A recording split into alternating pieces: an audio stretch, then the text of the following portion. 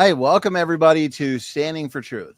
My name is Donny Budinsky, and I am thrilled to be here with creation speaker Brian Lauer for a program answering the important question, what is the true origin of the Grand Canyon? Now, many of you might be wondering or asking yourselves, wasn't this supposed to be a debate with Jackson Rowe? And yes, it was, but for personal reasons, Jackson was forced to back out of tonight's debate. But that doesn't mean we can't still have some fun here tonight and give you guys an engaging, information-packed, thought-provoking program. And so what we are going to be doing here with Brian, and I'm excited, we are going to be giving the floor to Brian for an in-depth presentation answering this question, what is the true origin of the Grand Canyon? In a debate, you're kind of limited to a shorter opening statement where in many ways you have to condense all this information. But now we have the great opportunity to take our time exploring this topic, but also having an interactive program. So for those in the audience who might disagree with the model or the arguments that Brian Lauer here is putting forth, you can do a couple things. You can send in through text some challenges, objections, or comments that we will have Brian address live here.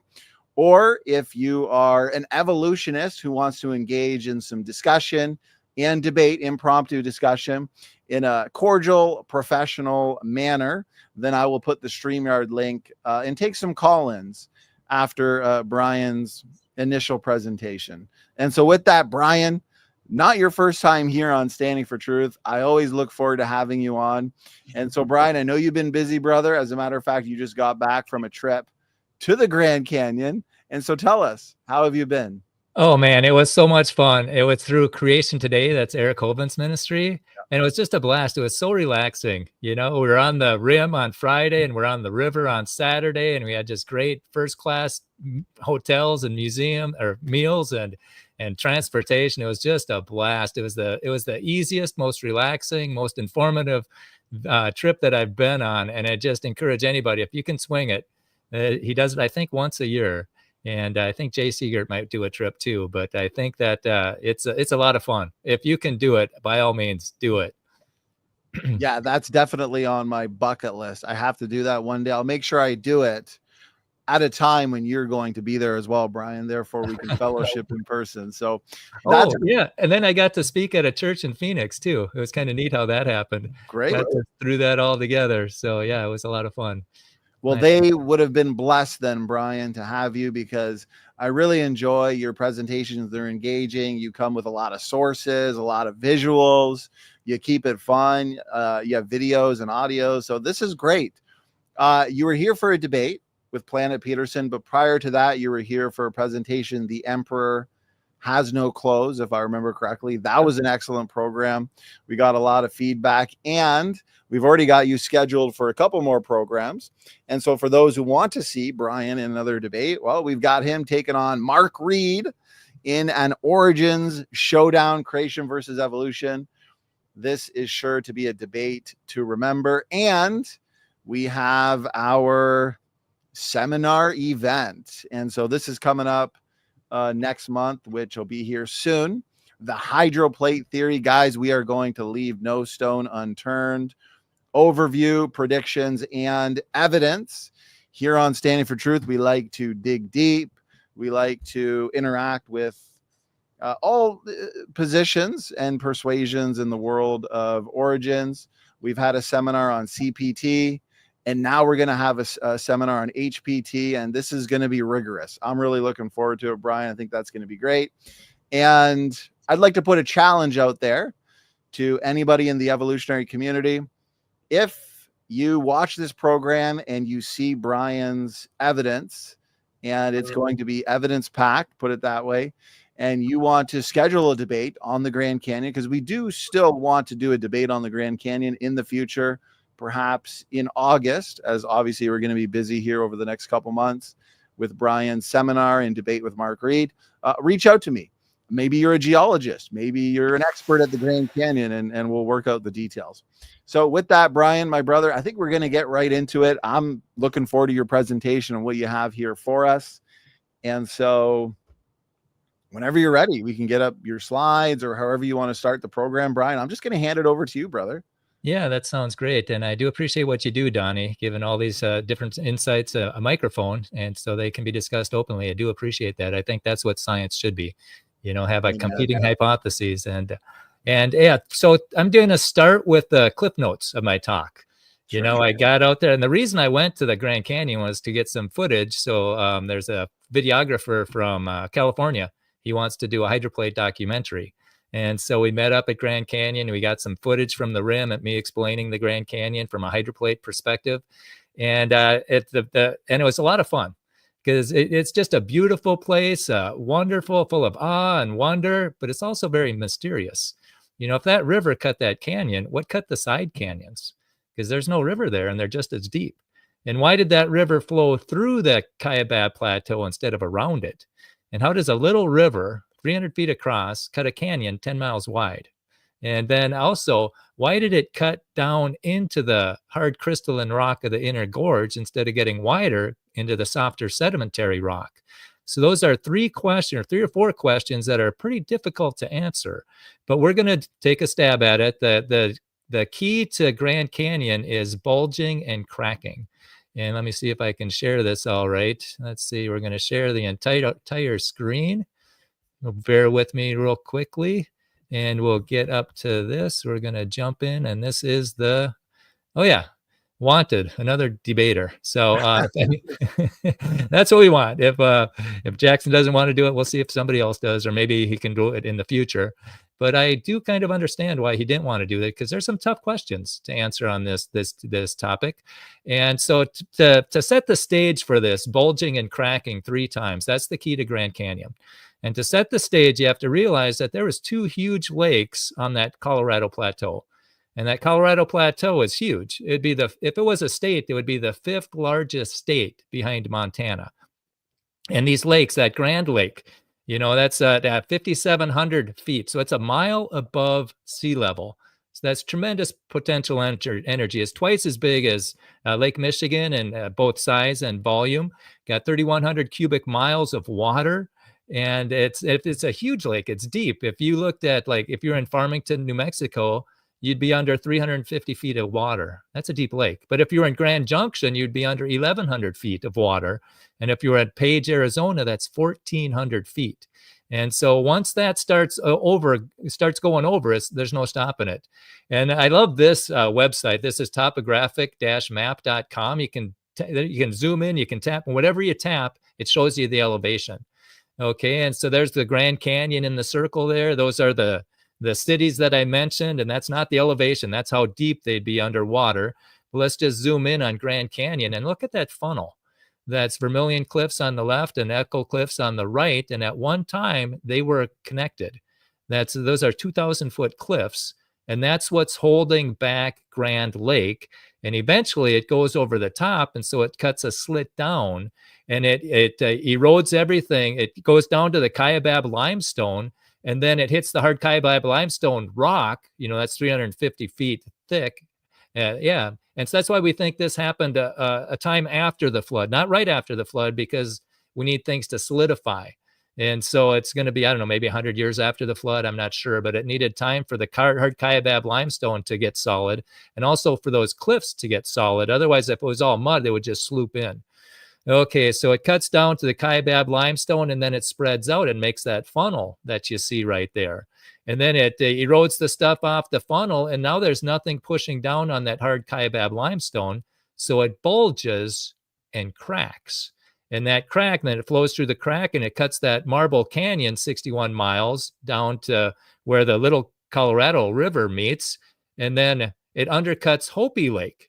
Now, Hopi Lake's about the size of Lake Huron, and it's 250 feet higher than Grand Lake, and it's coming down with tremendous force. And now you got 2 lakes that are just catastrophically draining, and it's sheet eroding everything on top of the Kaibab limestone. And now there's nothing pushing down on it. Oh, and you see those little arrows there? The horizontal one is point at Red Butte. You'll see that in when you drive up from Phoenix. And then the other one is by the tower on Desert View. And that's, they call it Cedar Mountain, but it looks just like Red Butte. So I call it Cedar Butte. Okay, that's what was left. I mean, that used to cover the whole thing, 1,000 feet of sediment there. It all got sheet eroded. And now instead of just the Kaibab limestone bulging, that whole plateau bulges up, that rises up, bulges, and cracks. So now that water that was sheet eroding everything, it goes through the crack, cutting out Grand Canyon.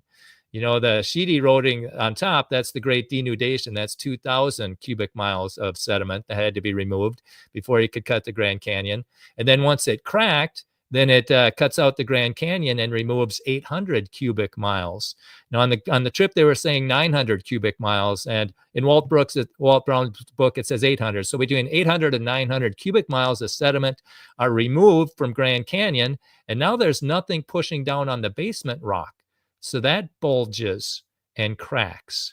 And when it was cutting through the Grand Canyon, it was cutting through below the water table. And so now the water from the sides were gushing in, and that formed the side canyons. And so the canyon forms the river. The river didn't form the canyon.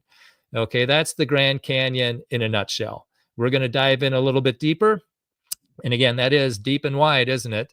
And we're going to take a look at Grand Canyon facts tonight and some questions that I don't think Jackson wanted to hear, and also how the government explains the Grand Canyon. And we'll take a look at the real answers, what makes sense. And then we have to figure out, how did that plateau rise in the air? And again, the key to all this is bulging and cracking. Okay, now here's some facts. Okay, we need to know what facts are and what interpretations or judgments are, or conclusions. Okay, and this is a science textbook from St. Cloud State. It says, separate facts from conclusions. A fact is a verifiable piece of information, whereas a conclusion is a judgment based upon the facts. The news media often mix facts with conclusions without indicating which is which. Well, that's the ultimate pot calling the kettle black, because science does the same thing. They mix the facts with the conclusion, and they don't tell people. For example, we went and we got a picture at this balancing rock, and there was a placard there that said, 2 points early to middle Triassic, 246 to 235 million years ago. That's what happened. They're stating it as a fact, but that's a judgment. They don't know that. And then it also talks about this conglomerate, 227 to 225 million years ago. They're stating it as a fact, but it's not a fact. That's a judgment or an interpretation of what they see. Okay, and so what do we have here? The fact is Grand Canyon exists. Been there, done that, took the picture, and it exists. Okay, the blind chance conclusion, and blind chance, by that I mean big bangers and evolutionists. Big bangers believe that the universe got here by chance, and evolutionists believe people got here by chance. So I just lump them together and call them blind chancers. Okay, so the blind chance conclusion is that the canyon formed slowly by a little water and lots of time, where creationists, and this is not religion versus science or science versus religion. This is blind chance versus creation. Okay, and I think we need to change the topic there, or define the terms there. A blind chance, it's like thinking this building I'm in got put together by chance. That'd be absurd, right? Well, how much more absurd to think our bodies got put together by chance? And yet, if that's all people ever see, they don't think, they just memorize. And so that's why it's so important, what you're doing, Donny. I'm so thankful that you're letting other perspectives be discussed so people can think. Okay, so the blind chance conclusion was slowly and a little water, lots of time. The creation perspective is no, it was quickly with lots of water and a little time. And we're going to see which one the evidence actually verifies. And again, what happens is the blind chancers are really good at erasing the line between the fact and their conclusion. And you see it as you walk down the trail on the rim, the trail of time, a geology timeline. This is 3,010 million years ago. They just stomp it in the ground. That's not a fact. That's an interpretation. And then you go on this fossil hike, and you can see these fossils. That's a trilobite, I believe, that I found. And then on the way back, it's 3.2 billion years. That's not a fact. And we didn't do a whole lot of inside stuff. We kept on moving. We saw the sites. We didn't go inside much or at all at the government places. But here's another one, 3.8 to 1.75 billion years, the Vishnu schist. Again, that's an interpretation. That is not a fact. So what are the facts of Grand Canyon? Well, the Colorado River that's inside the national park is 277 miles. That's counting the 61 miles that's in Marble Canyon. Marble Canyon and Grand Canyon are a little bit different. Okay, the average width is 300 feet, so it's about the size of a football field. The minimum width is 76. The average depth is 40 feet, and the greatest depth is 85 feet. And what they don't tell you is there's a bunch of boulders and stuff on the bottom of that river that so that river's not cutting the canyon anymore. It might move the sediment on top, but it's not cutting the canyon. It's not getting down there that far. And the average gradient is 7 feet per mile. Okay, and then the Phantom Ranch is at 2,400 feet. Those are the facts. Okay, and now let's take a look at some conclusions. This is from their website, the National Park Service website. They got the landscape and resources ranging from 1,840 to 270 million years old. That's an interpretation. It says the Colorado River established its course through the canyon about 6 million years ago. Again, that's not a fact. They are interpreting things. That's a conclusion. And then the geologic record in Grand Canyon is an important scientific chronicle. Again, those are interpretations. Those are not facts. They're all conclusions. Okay, and what I wanted to do was find out what's the elevation of when the river flows in to the canyon and when it flows out. So here's a hint. Phantom Ranch is 2,400 feet. Okay, that's the elevation of the river there. And so I look on the map. Well, okay, that's in the middle. But what is it when the river flows in and when it flows out? I could not find it on the website. I did find that the Colorado River descends about 2,000 feet in elevation, but that doesn't tell me where it is flowing in and where it is flowing out. So I use this fun topographic map. This is a lot of fun. I went into Glen Canyon. I went there and I tapped above Glen Canyon Dam, and it's 3,600 feet. Then I tapped below it, and it's 3,100 feet. Okay, and we were in that Glen Canyon. It was a lot of fun. And then at that Lake Mead, this is after Grand Canyon, it's about 1,200 feet. So that's roughly 2,000 feet. That's exactly what the website said. But I wonder why they don't tell us when it flows in and out. Because the first question is how did the river flow uphill to cut the canyon? If it flows in at 3,100 feet and it flows out at 1,200 feet, how in the world does it cut a canyon that's 7,000 feet? Rivers don't flow uphill. And they even admit that in the website. So that's a tough one. Okay, and then how do side canyons form without a river? That's a tough one. They're just as deep, but there's no river. And why are the canyons longer to the north than to the south? And why didn't the river flow, or why didn't the river flow around? That's worded wrong. Forget that. Why did the river flow around the Kaibab Plateau instead of through it? Because you use this. There's the Kaibab Plateau, and you can do this is on the rims. It's like 9,000, a little bit north, 9,000 feet. But on the rims, the north rim is 7,300 feet. On the south rim, it's 7,000 feet. Okay, but over here it's 4,800, 5,300, 60. The river should have flown around the side. It could have easily gone around the side, and it could have gone around the north too. There's 5,200, 756. But why did it go through the canyon? And how does a little river cut a canyon 10 miles wide? That's a real tough one. And then why'd the river cut it down into the hard crystalline rock of the inner gorge instead of getting wider in the softer sedimentary rock? I think that's probably the hardest thing for them to explain. And this guy, he used to give tours there, and he'd show people the canyon, and he said, yeah, I dug it. And then a little kid asked him, well, where'd you put the dirt?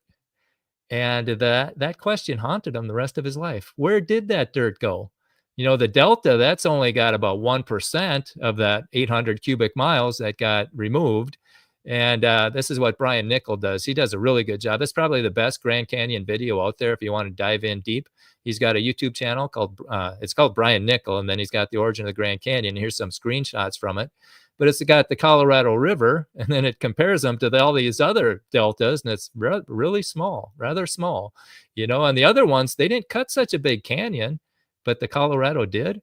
And so, and then what force removed 800 cubic miles from the Grand Canyon? But before he did that, you had to remove 2,000 cubic miles from all that area. Tens of thousands of square miles had to get moved from there. And there's that red butte where that star is.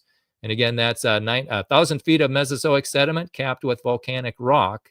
And we'll show you how that happened at the end. but there's a real similar one. This is one we took a picture as we're going by in the bus.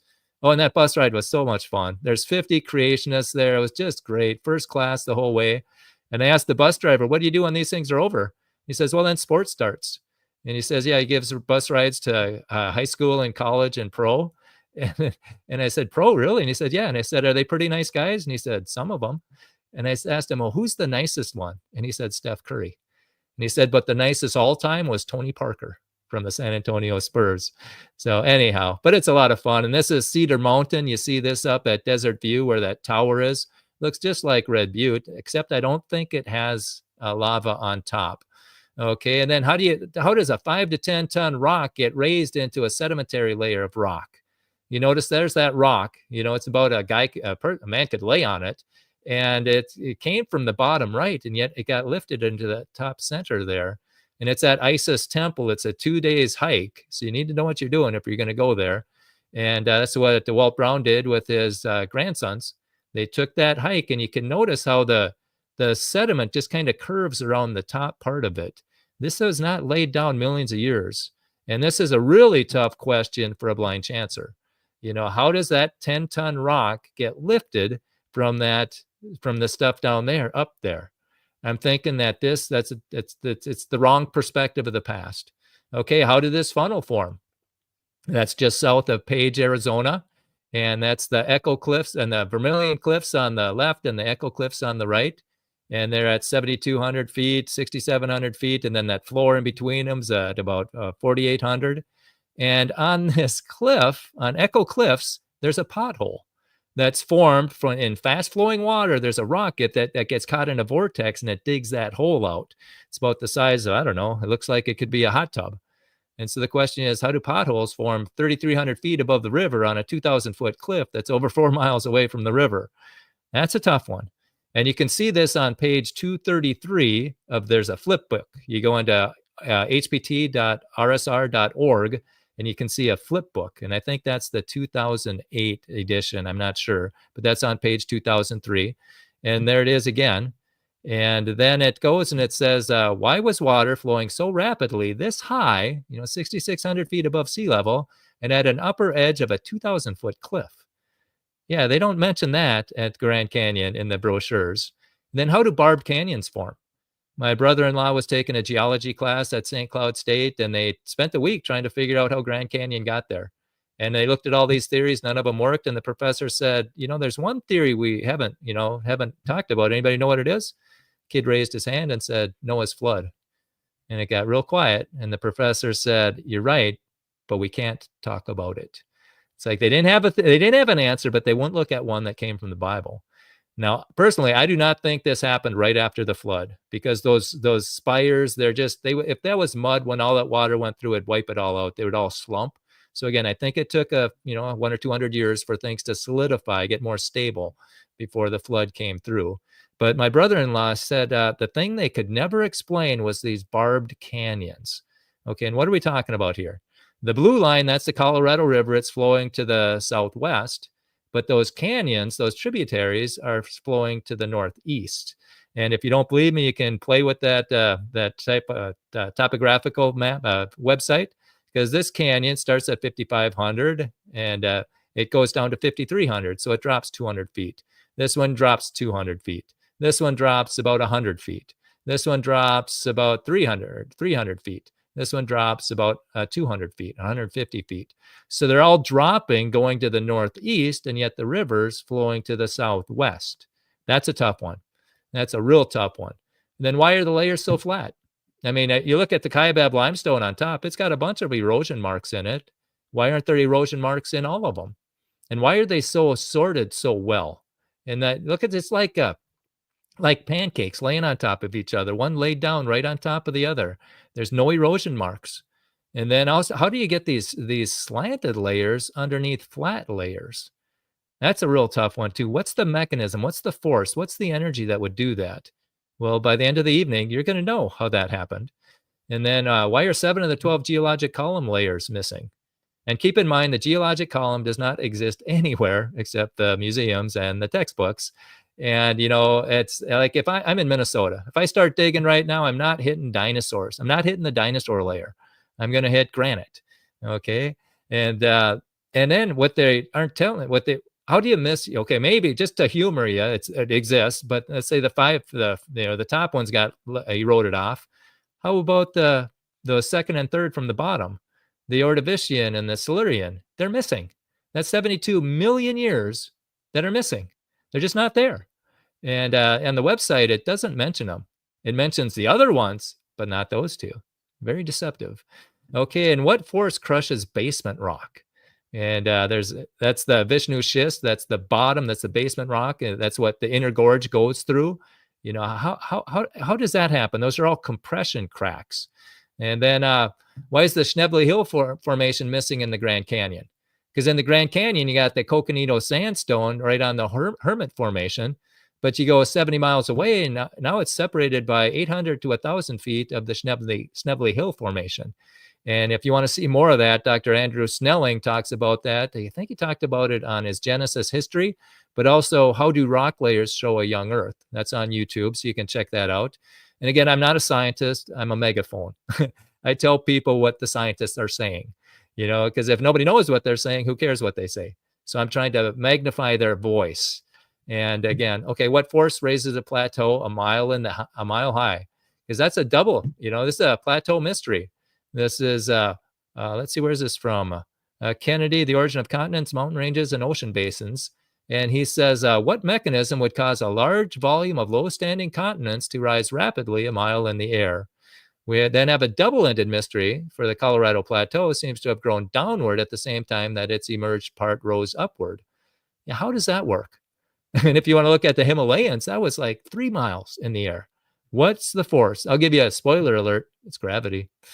Gravity is the force. Hydraulics is the mechanism. So that's the spoiler alert. We're going to get to that. Okay, now let's see how does the government answer these questions? Well, actually, they don't. But this is their website. You can go. This is National Park Service. This is nps.gov/GRCA. That's going to give you the Grand Canyon website. And let's take a look at what it says. The story of how Grand Canyon came to be begins with the formation of the layers and layers of rock that the canyon winds through. The story begins about 2 billion years ago. So this is a story, folks. This isn't science. And where did we see this before? This is the Earth Science textbook at St. Cloud State. The origin of the geosphere is the story of the birth of our planet.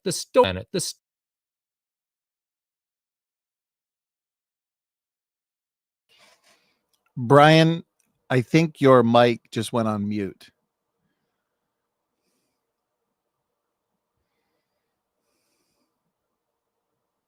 Boom.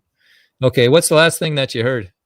Oh, it just went on mute maybe 2 seconds ago. So I would just rewind what you were saying. Maybe reiterate your last point, Brian. Okay, the last point is these are stories. This is not science. And I'm glad you're awake. That's a pleasant that's a good thing. Well, these are a lot of tough questions and challenges. I was just saying in the live chat.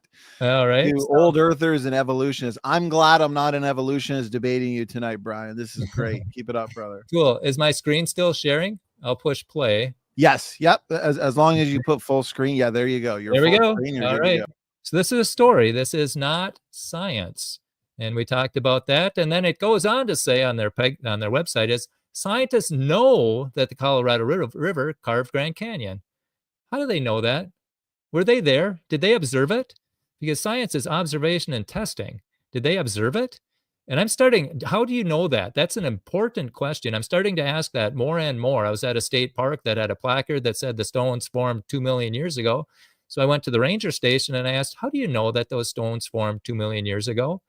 And they both pointed to the boss, and the boss came up and said, well, that's what the smart people tell us. Well, I said, those smart people have a blind chance perspective of the past. That's like thinking this building got put together by chance. That's absurd. And then a worker in the back is nodding her head in agreement. And I said, if you're going to teach a belief system, you should teach both of them. You know, teach the creation perspective also. But if you're not going to teach both of them, then don't teach either of them. You know, either teach both of them or don't teach any of them. Just tell us what you got. We got rocks, we got water, we got trees. You know, throwing the millions of years in there without evidence as a taxpayer, I think that is not. I don't approve of that. Let's just say that. Okay, and so they know it. My question is, how do you know that? Okay, but that's the one chapter of the book that they're not changing. That's the chapter, the story that's the sacred cow. Don't question that. Okay, and then it goes on to say the Kaibab Plateau, a high point through which the river gingerly slices, poses a problem for geologists. Oh, really? Well, I didn't see that in our textbooks. It says water certainly doesn't flow uphill, and we talked about that, and we understand that, but that's not in our textbooks. Nor was it in the placards. I didn't see it anyway. Okay, while keeping these few accepted chapters in the Colorado's Rivers history book in mind, geologists have proposed a number of different hypotheses. And that's good. We should have different hypotheses. Okay, and this is at Forbes. The mystery of the Grand Canyon's missing billions of years may be solved. Well, I didn't see any missing billions of years as I was stomping around Grand Canyon. I didn't see any missing billions of years when I was reading about it in our textbooks. So what are they talking about? The great unconformity has perplexed geologists since it was first described 150 years ago. So what's the problem? Okay, the 500 million year old Tapete sandstone is directly overlying the 1.4 to 1.8 billion year old Vishnu schist. Yeah, they're missing about a billion years. And it says, think of the red bluffs and cliffs of the Grand Canyon as Earth's history textbook. You can jump back almost 2 billion years in the planet's past, but the textbook is also missing pages. In some areas, more than a billion years worth of rocks have disappeared. Just disappeared. Okay, this is a story that has huge gaps of time. Okay, and then it goes on to say some, their hypotheses, but look for fuzzy words. May have, likely. When you find stuff like that in a sentence, just cross it out. That's not science. That's imagination. And they want these teams findings could help scientists fill in missing pieces of what happened. Yeah, we have the missing pieces. We can tell you what happened. I submitted it to the Park Service. They haven't put it up there yet. We just need some more people to submit this hydroplate theory. And then it'll make sense. Okay, let's take a look at these. They got 4 hypotheses on the National Parks website. Okay, the first one's the Little Colorado River hypothesis. And in order for this theory to work, the ancestral Colorado River would have needed to flow eastward over the Continental Divide. There is, however, no evidence in the Colorado River drainage system to support the idea of an eastward flowing river. So throw that one out. The northwest flowing river hypothesis, in order for this to work, the Kaibab Plateau couldn't look like it does today. And unfortunately, no sedimentary deposits have been found to support this theory. So throw that one out. And then the spillover theory. They're getting close. It says the ancestral Colorado River was temporarily dammed behind the Kaibab Plateau and other high points. Wait a minute. If that's the case, it would have flowed around the bottom of it or around the top of it. It would not have flown through the higher middle part of it. So throw this one out. And then it's got the collapse of a groundwater karst system. It's the collapse of the groundwater. And that's a very new idea. They don't have evidence for it, but they're developing it. And I'm saying, put the hydroplate theory up here. This is catastrophic, not millions of years. And that's, I think, the big problem is they need millions of years to prop up their blind chance perspective of the past. And they've only got so many icons they can use, and they don't want to lose one. But if you want to learn more about this, go into RSR, that stands for Real Science Radio, rsr.org, and search Grand Canyon Month. And you're going to hear stories that Brian Nickel and Bob Enyart did on a list of problems with the river carve the canyon. It's just too small of a river. There's no way. And we talked about those problems. And a list of problems with the canyon's millions of years. That's a fun one. Those layers were not laid down over millions of years. And then the list of problems with the flood carved the canyon. And again, I don't think this formed after Noah's flood, because if that's the case, there should have been everywhere. Everything should have a Grand Canyon. Okay, and what I really like, and this is Dr. Walt Brown's hydroplate theory in the beginning. This is the 9th edition. You can download this online at rsr.org/HPT. And there's underneath the cover, it says 9th edition. And then you just click that. You can download it. You go to page 237, and you've got all the theories on the top, and you've got all the features on the side, and then red, yellow, and green. Red says it explains it. Green says it explains it. Red says no, and then yellow's kind of. But let's take a look at that. There's 9 theories on the top, and a lot of red and yellow under them. But if you look at the Brown's hydroplate theory, that's all green all the way down. And that's, why is it here? Why is it here? If millions of years That's all you need to cut a canyon? Well, the rivers have been flowing millions of years everywhere, elsewhere on Earth, wouldn't they be? There should be Grand Canyons everywhere. Okay, and what's the force and energy and mechanism that's going to cause this? And again, those lakes a mile in the air, that's the key. And how do you get them up there? Okay, and the side canyons, again, the side canyons, they don't have a river, but if the canyon was cutting it through below the water table and the water table came in on the sides, okay, and then the barb canyons, we took a look at them, and there's missing Mesozoic rock over tens of thousands of square miles. And the inner gorge, it shouldn't have cut into the inner gorge. It should have got wider. And then there's missing talus. I don't know if you know what talus is, but that's the debris as a cliff crumbles. It's going to freeze and melt and freeze and melt, and it's going to crumble. And when on Saturday, a week ago, I was on the river in the Grand Canyon. And I tell you what, man, if you can get that that trip, it's going to be so much fun. And these are $100 raft trips if you were to go by yourself, over $100, and it's just so well organized. And our river guide, her name was Mo. She just did a great job. Oh, and the water's cold. It's really cold because it's coming from the bottom of the reservoir. So it's cold. It's not Lake Superior cold where it makes your toes numb, but it's cold. And you could get in it too. And I did, but it was a lot of fun. But going back to the talus here, you see how it's that gravel pit kind of there leaning up there. She says that's new because there's no grass growing on it. And you can also tell from the cliff because there's no varnish on that cliff. So that's new. And she says she's seen them happen in the lake before. She said it sounds like dynamite, just boom, and then it crumbles in.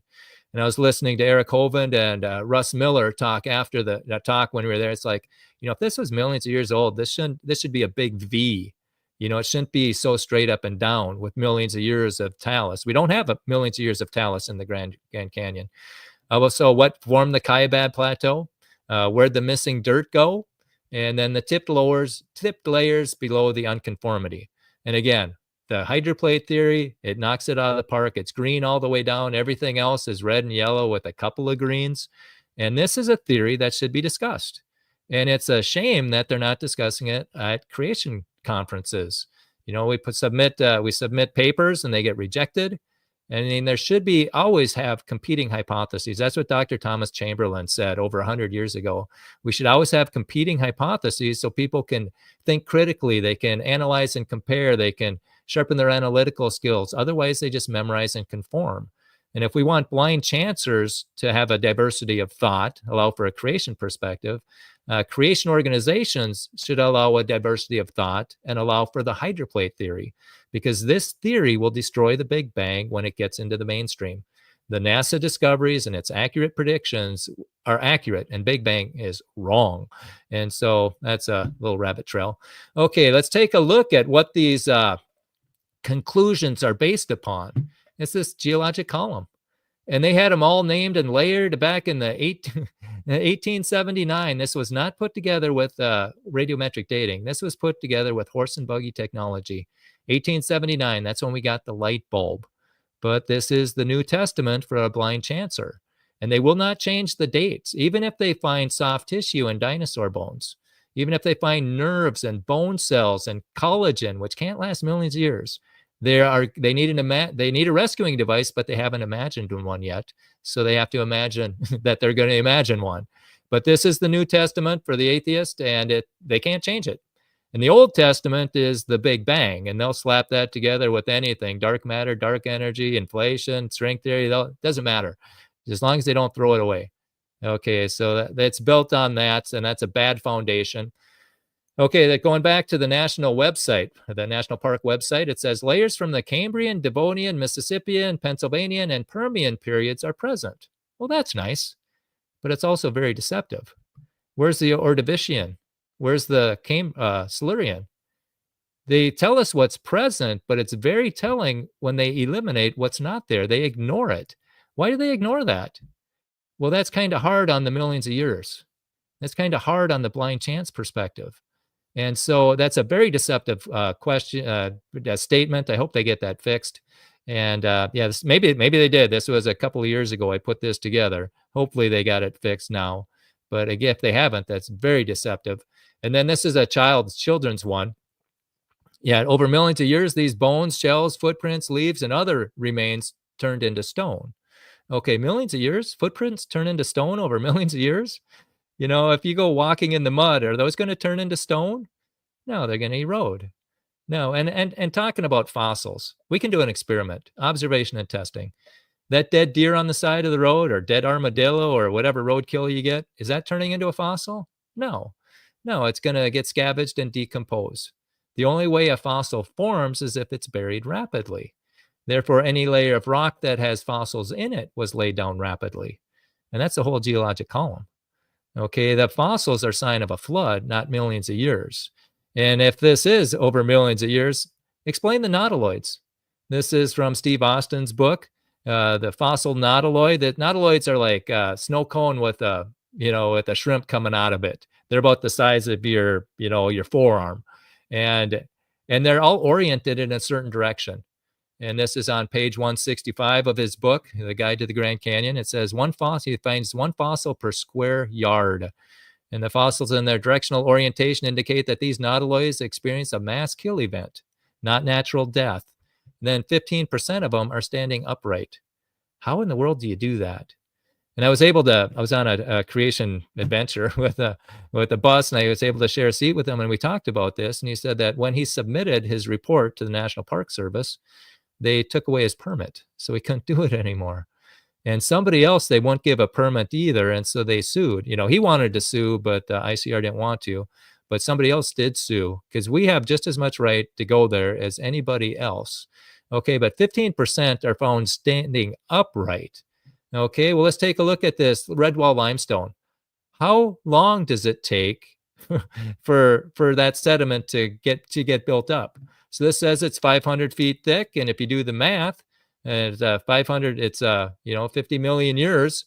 So you do the math, it's 1 foot every 100,000 years, and so that's to build up 1 inch, it's 8,000 years.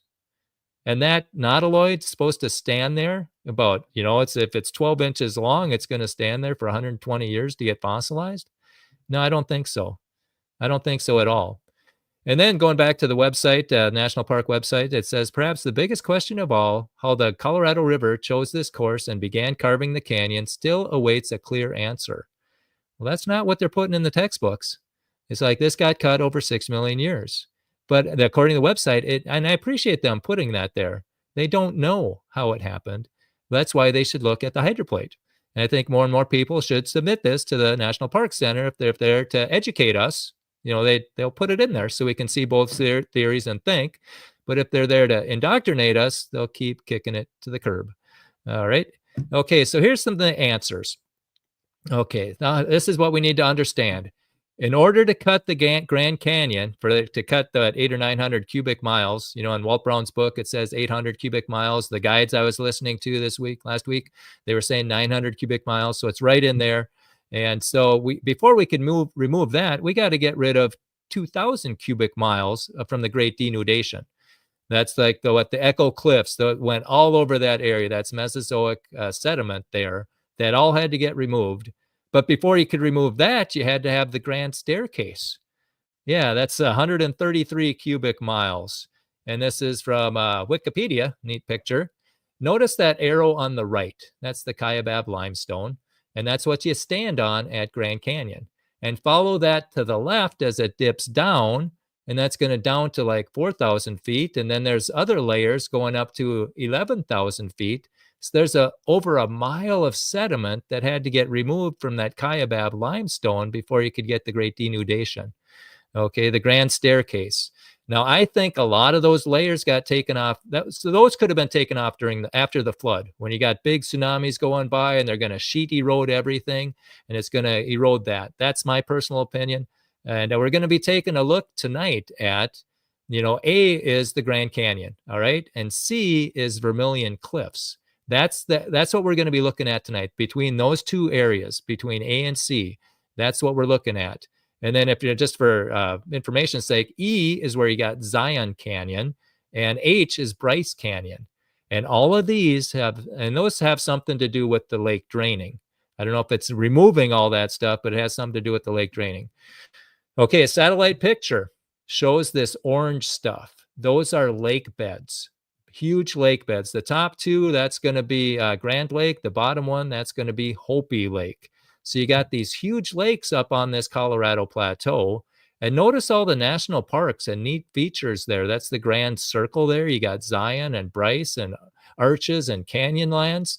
And see, it's not just the lake that has water. There's a lot of water-saturated sediments there. And there's some people think that there's more water in the sediment than there was in the lakes. And so just look at Bryce Canyon, the water's coming out of there, and Zion, and I think that's how they get those Hutus. But let's just take a look at Arches. Okay, Arches. They're collapsing at about 1 a year around the world. And it's the question that Dr. Randy Galuza would ask in college. He'd say, well, what process is forming them? You know, if we're losing one about 1 a year, what's forming them? We don't see that. Okay, and then you can listen to this on rsr.org and listen to the story there. And then also Monument Valley. These are the mesas, buttes, and spires. How do you get them? Okay, well, underneath those features, there's 1,400 feet of sandstone. And sand is kind of roundish, so there's a lot of room for water there. And I'm not sure how deep it was here. Let me see, where was that? Yeah, because up there, that could be 1,000 feet deep up there.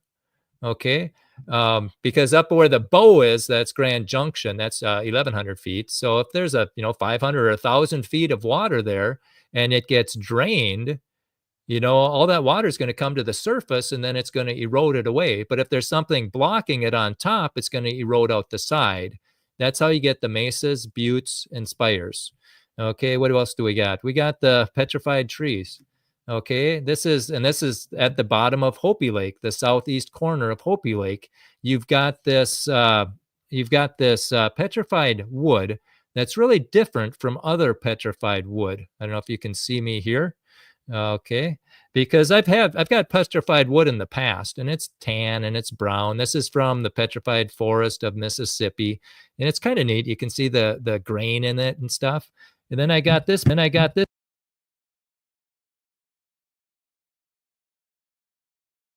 Okay. Me now, Donnie. Wake up, Donnie. You're back, Brian. Sorry to wake you up. Hey, no problem. I'm not sure what you're doing to have the system mute you, Brian, but right. Hopefully I just won't move something. It's very delicate here. Okay.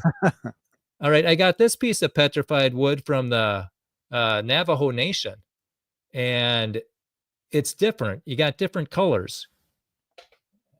You got this brown and tan, but this one has different colors. I think this one petrified in the dirt. I think this one petrified in the water. And Walt Brown says that Hopi Lake and the other lakes, because there's petrified trees up in the Grand Canyon, Grand Lake also, he said that it was rich in silica, and we'll explain why that happened. And then as the lakes cooled off, the silica came out of solution and went into the lakes. That's why I think these are different. They have more color than these, which I think became fossils inside of the earth, in the ground.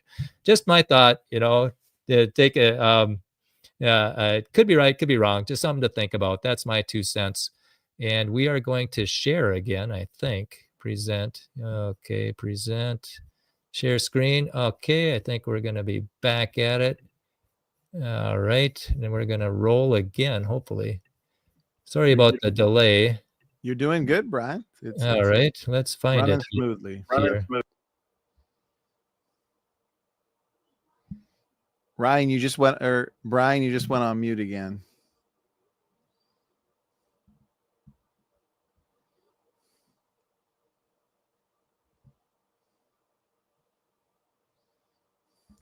I think you're still on mute. I can see your mouth moving, but nothing's cut. There we go. You're good, Brian. Okay, I'm going to keep that pushed in then, hopefully. Yeah, this is very, very sensitive. Okay, we're going to try it again. Can you see that? No, I think you have to share screen again.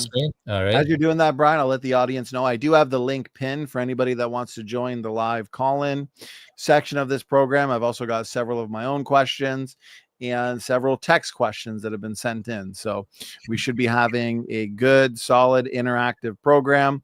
I will give evolutionists and critics precedence, as in allow them to ask questions and discuss the topic first, because I know some people want to see a bit of a debate tonight. And then for creationists, we'll still give you the opportunity, of course, to ask your questions live. Brian, I do see your slides are good to go. Good deal. And okay, floor is yours again. Good deal. Yeah, and these are a whole lot different. I've seen a petrified forest in North Dakota, the Teddy Roosevelt National Park, and they're just brown stumps. They had no color. This is something different happened here, and a really good. If you want to see the how the lakes made all those different features, Mike Snavely's got a really good video called Grand Canyon: The Puzzle on the Plateau. And he also has footage from Zion and Bryce and Canyonlands and Prairie du Chien and maybe even the Petrified Forest. He does Grand Canyon expeditions too, or he does the Grand Circle. The Creation Today trip that I was on, it was fly in Thursday, fly out Sunday, and it was a lot of fun. Mike Snavely's got one that's more like 8 or 9 days where he goes to all these different ones. And so I think that if he got some creation interest, he would be a really good person to see. Okay, so now you got Grand Lake. We talked about that, and we talked about how deep it would be, and we talked about Hopi Lake, how big that is, about the size of Lake Huron, and we looked at those already. And so now on the left, there's Vermilion Cliffs. That's holding back Grand Lake. And what caused it to go over? There's a couple different ideas. It could have just filled up with the rain that was coming down during the Ice Age. It's coming down as rain here instead of snow in the north, and it overflowed. Otherwise, it could have been there was a lake that was upstream that breached and made this one go over and breach, or also could have just slid. It could have block faulted up to make it higher. But whatever happened, it started to go over right around Page, Arizona, and that's where we get the funnel. It breaches right there. And so now you got tremendous potential energy there, twice the size of Lake Michigan. And once that starts flowing, there's no stopping it. And it starts going, starts flowing through there. And that's how you get the potholes on a 2,000-foot cliff, because it wasn't a cliff at that time. It's just water gushing through at tremendous velocity. And then it cuts down to the hard Kaibab limestone, and then it makes this funnel. It spreads out, and it's 12 miles at the end of it. And to put that in perspective, to compare that to Niagara Falls, that's how wide it is compared to Niagara Falls. Okay, so this is a lot of water, and water can do a lot of damage. And so it erodes everything on top of the Kaibab plateau or Kaibab limestone. So now there's nothing pushing down on it. So it bulges and cracks. This is the first one. We're going to do this 3 times. This is number 1. Bulges and cracks. And then the water goes in that crack and cuts the Marble Canyon, and for 61 miles. And then it undercuts Hopi Lake, which is 250 feet higher than Grand Lake. And now that starts to erode catastrophically, and it's just sheet eroding everything on top of the Kaibab limestone. You got two great, enough water for 3 Great Lakes, catastrophically draining, sheet eroding everything on top of the Kaibab limestone.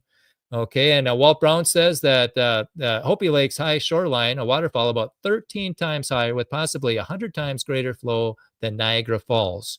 So this.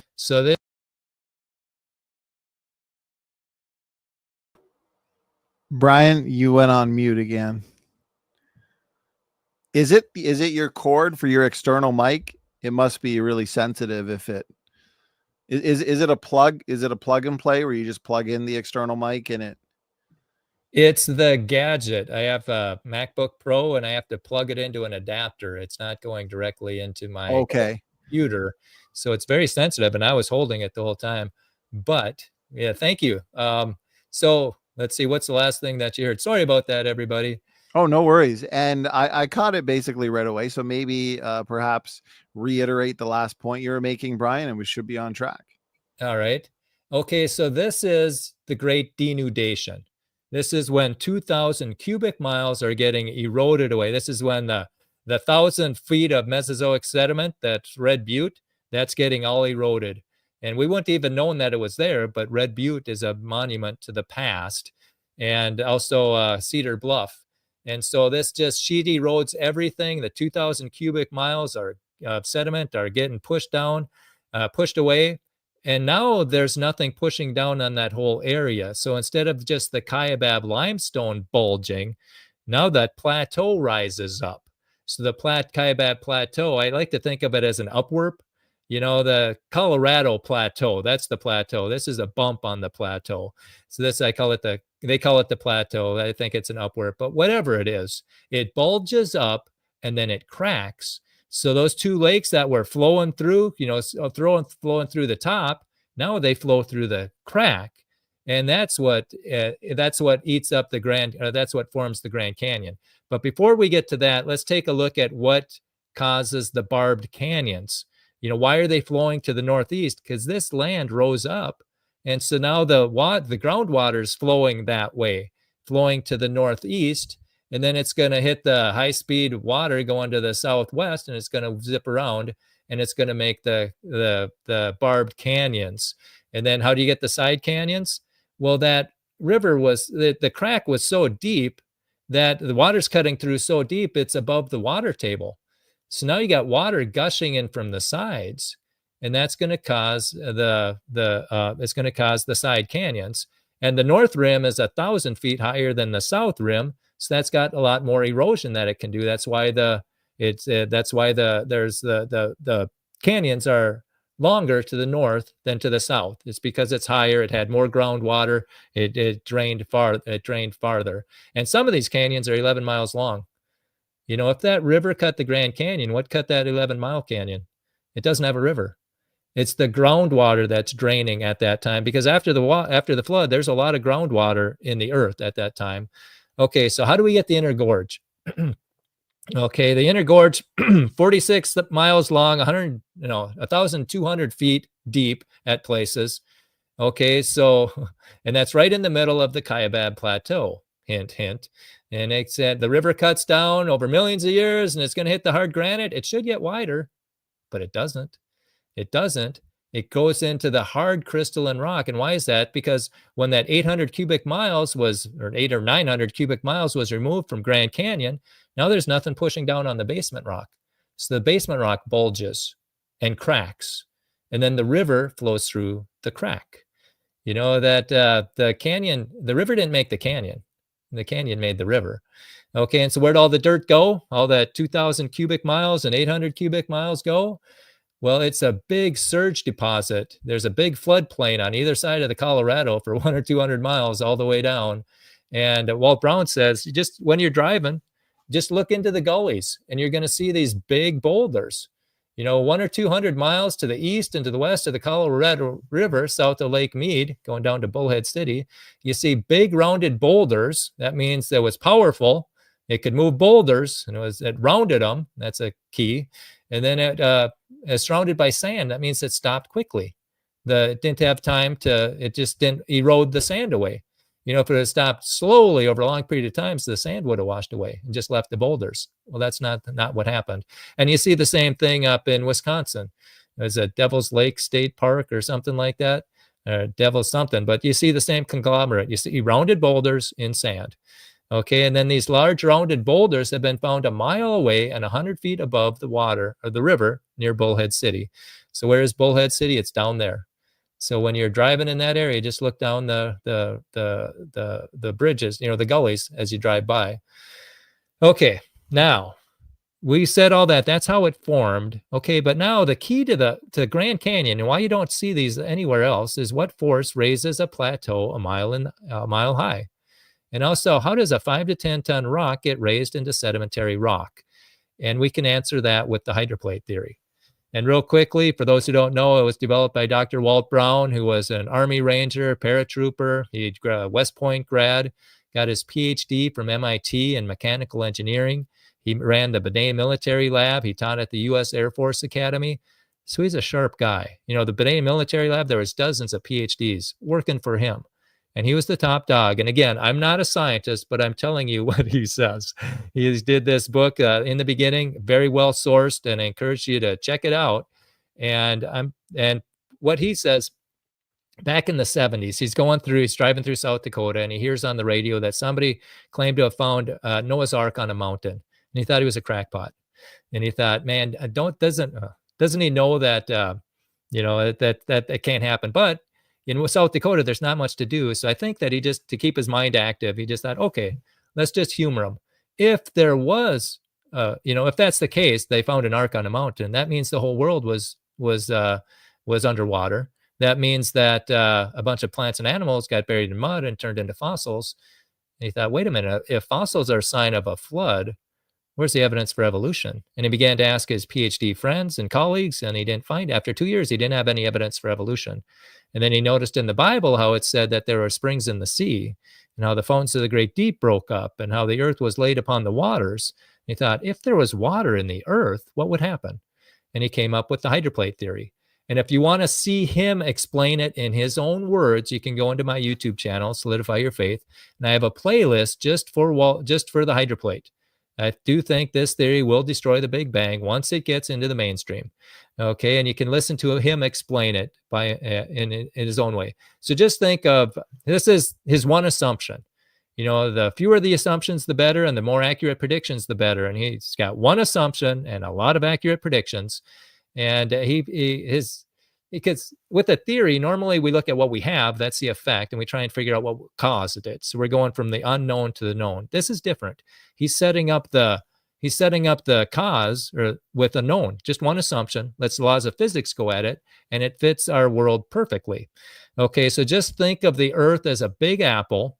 The skin is 60 miles thick, made of granite. Underneath that is a layer of water about a mile thick, and underneath that is the mantle. That's the one assumption. Okay, now let's throw the laws of physics. You throw the moon in there, which is going to tug on the Earth's crust. And back then, the crust wasn't broken into plates like it is today.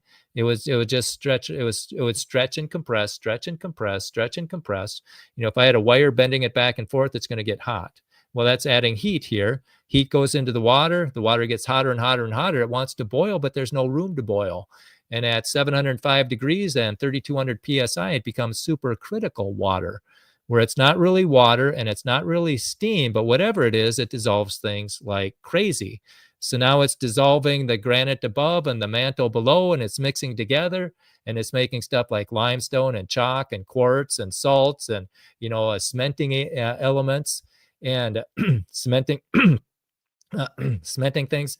And when limestone forms, it releases a particle of carbon dioxide.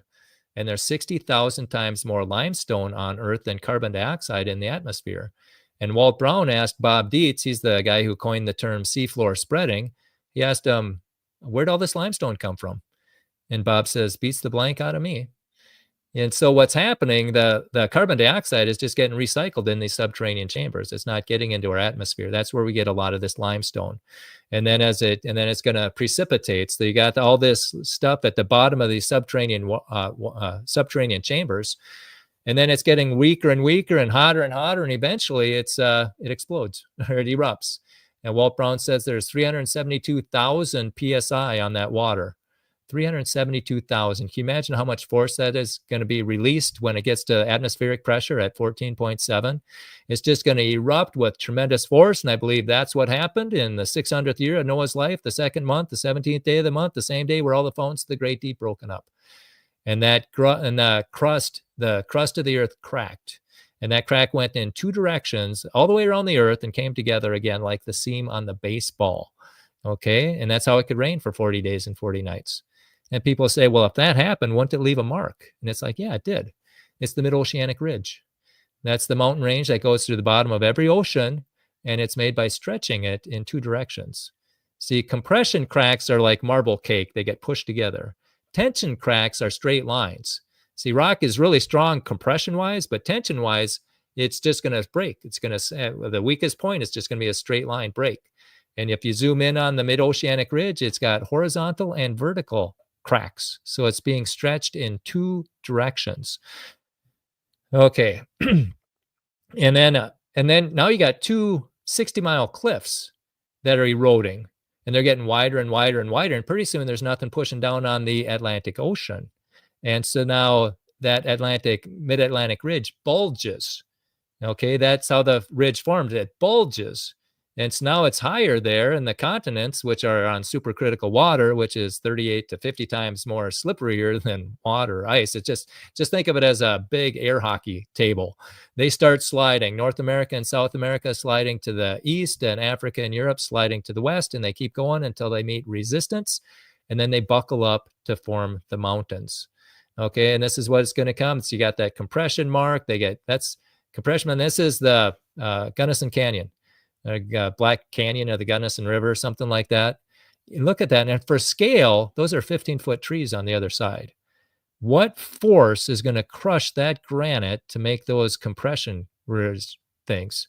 Okay, and I'm suggesting to you that it's the hydroplate, and when it stopped, made resistance, it just kept on going, and it crushed it. And that's exactly what's at the bottom of Grand Canyon, the Inner Gorge. The Vishnu schist has the same type of pattern there.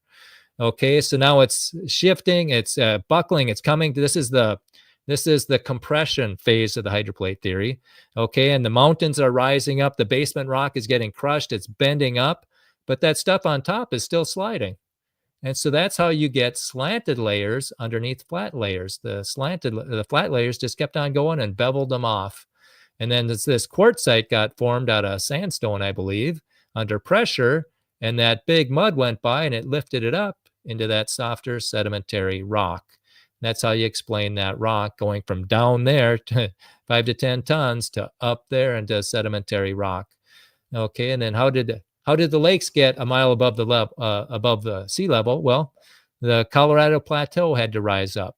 Okay, so now mountains are a big mass on a small base. Big mass, they're sinking in. And so the magma, which got formed during that compression event, is squirting out to the side. It can't go down, it squirts out to the side. And then and when there's too much pressure, it block faults it up. So the plateaus were block faulted up. So the mechanism for the plateau rising, it's not a mystery anymore. The mechanism is hydraulics, and the force is gravity. Those mountains sunk down and forced the plateaus up. And then some of the lava gets squirted to the top. And then when Grand Lake breaches and the great denudation is coming by, it doesn't wash away the lava, it washes around it. That's how we got Red Butte. Yeah. 1,000 feet of sediment, Mesozoic rock capped with lava. And there's something that, they look real similar. This is Red Butte. This is Cedar Mountain. It looks like a butte to me. They're both the same height, the same flat top. It should be called Cedar Butte. And you can see this from Desert View where that tower is. And Russ Miller was saying how this is the most important geologic feature here. It shows what was on top of the Kaibab limestone before the Grand Canyon could get cut. And then when you look at the canyon or the tower, there's the window that points to that has a blanket in front of it. I wish I would have took a picture. I'm going to try and find a picture of that. But that's a pretty good analogy of how the stuff that points to a creation perspective is being hidden, being swept under the rug or being hidden by the rug, literally. Okay, and this is that fun topographic map. This is Red Butte, 7,300 feet. This is Cedar Mountain, 7,000 feet. And so, yeah, and there they are. If you go into, this is Google Maps. If you look at the Grand Canyon, there's a dark spot. That's Red Butte. As you drive up from Phoenix, you're going to see it on your right. And then when you go to the Desert View, where that the eastern part of Grand Canyon, where that tower is, you're going to see Cedar Mountain. And then you're going to see that as you drive up to, and then on the right, that's how you drive up to Page. And we were driving up to Page one time. They mentioned Echo Cliffs. And I said, are we going to see Vermilion Cliffs before it gets dark? And we did. Okay. So those are, again, Red Butte and Cedar Mountain. Okay. And then just for fun, this is, how the mountains sunk down, and just to clue you in, just to tease the hydroplate here. The mountains sunk down and the plateaus rose up. Well, guess what? When the mid-oceanic ridge was rising up, something had to sink in, and that's the Pacific Ocean. That's where we get the Ring of Fire. That's why the Pacific Ocean is so much different than the rest of the oceans. That's why the trenches are there. Mariana Trench, that's a mile deeper than Everest is high. You got all those table mounts and sea mounts in the Pacific Ocean, all that volcanic activity. And there was even Zealandia, That's the 8th continent got sucked down. And Walt Brown predicted you're going to find granite in the Pacific, and he was right. And then, oh yeah, this is another teaser for the next one. You got this frozen mammoth that they found standing up near the Arctic Circle. How does that happen? Well, some of the stuff from the fountains of the Great Deep were shooting up with such tremendous force, it got out of our atmosphere and went up, and it got super cold out there in space. When I was flying to Arizona, we were at 32,000 feet. It's minus 48 degrees or minus 42 degrees outside. Well, just think if you went up, a mile, 60,000 or 100,000 feet, how cold it would be. And then gravity grabbed that muddy hail and buried the mammoths. It flash froze them. Okay, and then some of the stuff was going up with such tremendous force that it escaped not only our atmosphere but our gravitational pull, and they find that's dirty snowballs flying around the solar system. That's coming from Earth. The comets, the asteroids, the trans-Neptune objects came from Earth, and the NASA discoveries are validating that. Walt Brown predicted we'd find rounded boulders in comets and asteroids, and that's what they found in Comet 67P. They call them dinosaur eggs. And then they also explains how this major mystery, how two objects each the size of skyscrapers could collide without blowing each other to smithereens. It's especially puzzling in a region of the solar system where gravitational forces would normally involve collision speeds of 4,500 miles an hour. But if they're coming from the same space, same place, same force, same vector, they can come together gradually. And so everything is pointing to the hydroplate. And I encourage you to watch this. This is going to be July 19th. Pastor Kevin Lee and I are going to be talking about it. And Pastor Lee, he stood face to face with the NASA scientist and predicted what they'd find in a comet and also what they'd find in an asteroid. So I encourage you to put that on your calendar, July 19th. That's a Saturday, and that's going to be a lot of fun. And if you want more information on the hydroplate theory, here's some good sources. Because right now, it's so exciting to be alive. There's more evidence against the Big Bang and evolution than ever before. And this information is more easily accessible than ever before. And it's broken into bite-sized pieces like never before, so the common person can understand it. And that's what all these websites are. You can get a minute or two videos, 5-minute videos. But if you're interested in the hydroplate, I've got a hydroplate on playlist on mine. Brian Nickel does an excellent job, so you can visualize it and very understandable. A lot of the slides that you saw tonight were from his videos, so thank you so much to him. And then what colored in the details for me. I mean, I heard a Kent Hovind video, Age of the Earth, that connected the dots. Fossils are sign of a flood, not millions of years, and evolution's based on lies. That connected the dots. And then when I listened to Walt Brown Week on Real Science Radio, rsr.org, it colored in the details. I've never seen this Earth the same or the solar system the same. And all these new discoveries, Bob Enyards has these things. Walt Brown was here. And they have a saying that all scientists work for Walt Brown. And now even AI was working for Walt Brown before it got reprogrammed. But you can see that talk on my YouTube channel. And so with that, we'll do a quick review. We covered a lot of stuff. Let's just quick review. Okay, the key to Grand Canyon is there's a plateau. That's the key. There's two huge lakes on a plateau. Brian, and before you continue, I just wanted to let you know, take your time with the quick review. I've been drinking a lot of water, brother. It's hot. I'm going to run to the restroom real quick. All right. Okay, no problem. Yeah. Okay. Yeah. So on this big plateau, this a mile in there, you got two huge lakes. Tremendous potential energy, twice the size of Lake Michigan, about the size of Lake Huron. And again, once that starts going over the top, it's going to cut down. You're going to make that pothole on Echo Cliffs, and then you're going to erode that slot. It's going to go straight down, and then it's going to hit the Kaibab limestone, which is 350 feet thick. And that's why I think it had to have time to get solid. That's why I don't think it happened right after the flood. It could have been maybe 100 years, maybe 200 years. I don't know. But it had to be solid so that the water cutting down, it spread out and made this funnel. Okay, and now the funnel, there's nothing pushing down on the funnel. So again, remember for Grand Canyon, bulging and cracking 3 times. This is the first bulge and crack. There's, 2,000 feet of sediment from Echo Cliffs to Vermilion Cliffs, or Vermilion Cliffs on the left, Echo Cliffs on the right. Oh, and since we got time, do you know why they're called Echo Cliffs? When we were taking that raft ride through Glen Canyon, and the Mo, she's our guide, she said that, and this is pretty close to Lee's Ferry, there was a big high point where John Wesley Powell, somebody like that. Hey, the guy in charge, he had some people go up to this big cliff, climb the big cliff, get on that big high point, and then shoot a rifle or shoot a gun. And then they counted how long it would take to hear the echo. And it was 24 seconds. 24 seconds before they heard that echo. That's why it's called Echo Cliffs on the right there and Vermilion Cliffs on the right. I asked about Vermilion. She didn't know about that. Oh, and then Glen Canyon. She said she was always looking for a guy named Glen, and she never found it. And here it's because Glen is like a peaceful place in a meadow, that type of Glen. And there was a peaceful place on the river. So he called it Glen Canyon. But anyhow, okay, so back to the river. it erodes the stuff off of the Kaibab Plateau, or the Kaibab limestone here, and then it bulges and cracks. And then the water gushes through the crack and cuts Marble Canyon for 61 miles. And then it undercuts Hopi Lake, which is 250 feet higher. And then now you got two huge lakes draining catastrophically, sheet eroding everything. This is the great denudation, everything except Red Butte and Cedar Mountain. Those are evidence of what used to be over tens of thousands of miles.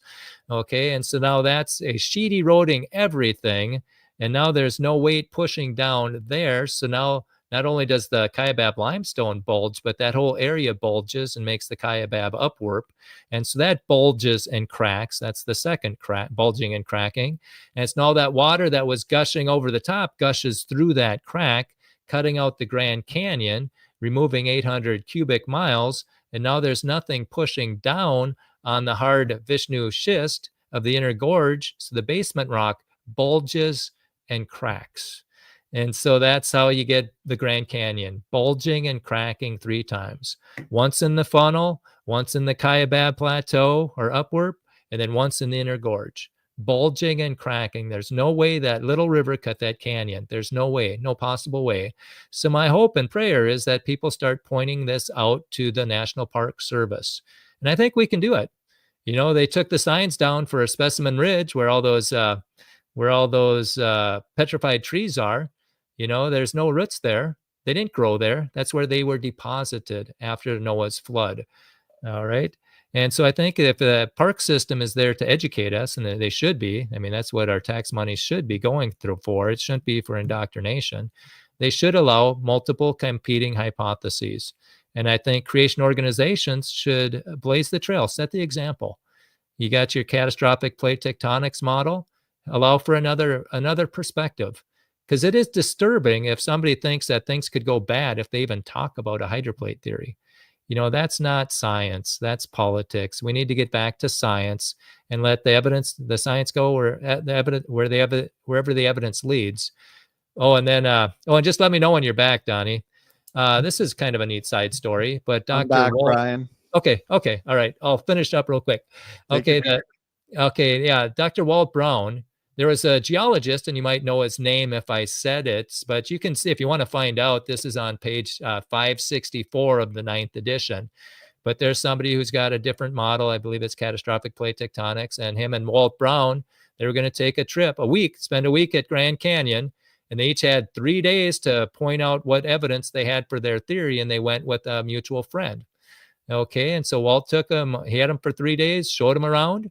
And so I took the group to many of the information shown in the book on the 4th day, when it was the other guy's time to turn, to show us the 3 days of his evidence that he promised. He announced that he had none to show us. Unfortunately, our group had adjourned there 3 days earlier. And if you listen to this on Real Science Radio, it sounded like the guy was, even after this, he criticized Walt Brown. And so there's a side story behind all that. But it's interesting to see who wants to step up to the microphone and who runs from the microphone. I think that we should just have an open discussion. That's all that I'm looking for. Okay, so real quickly, we looked at the facts. What's a fact and what's an interpretation? We have to separate the facts from their conclusions, which is not easy at times. Okay, we looked at the questions, a lot of them that can't be answered with a river or millions of years. And we looked at the government's websites and saw how that didn't answer them. And there was even a little bit of deception there. Then we looked at how it actually happened with the hydroplate. And we showed how we jumped into the hydroplate too for how the plateau rose.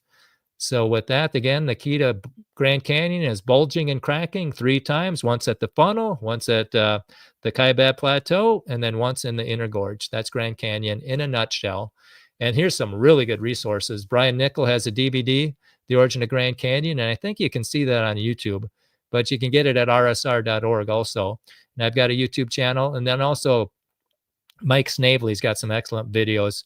The Horror of the Flood is really good, and also Grand Canyon, The Puzzle on the Plateau. That's at missionimperative.org. And then again, this 9th edition is available. You can't get the 8th edition anymore. It's a $30 book, and they're going used for more than that. And they used to be going for 60 or 60 or 70. I checked today, and it's for 45.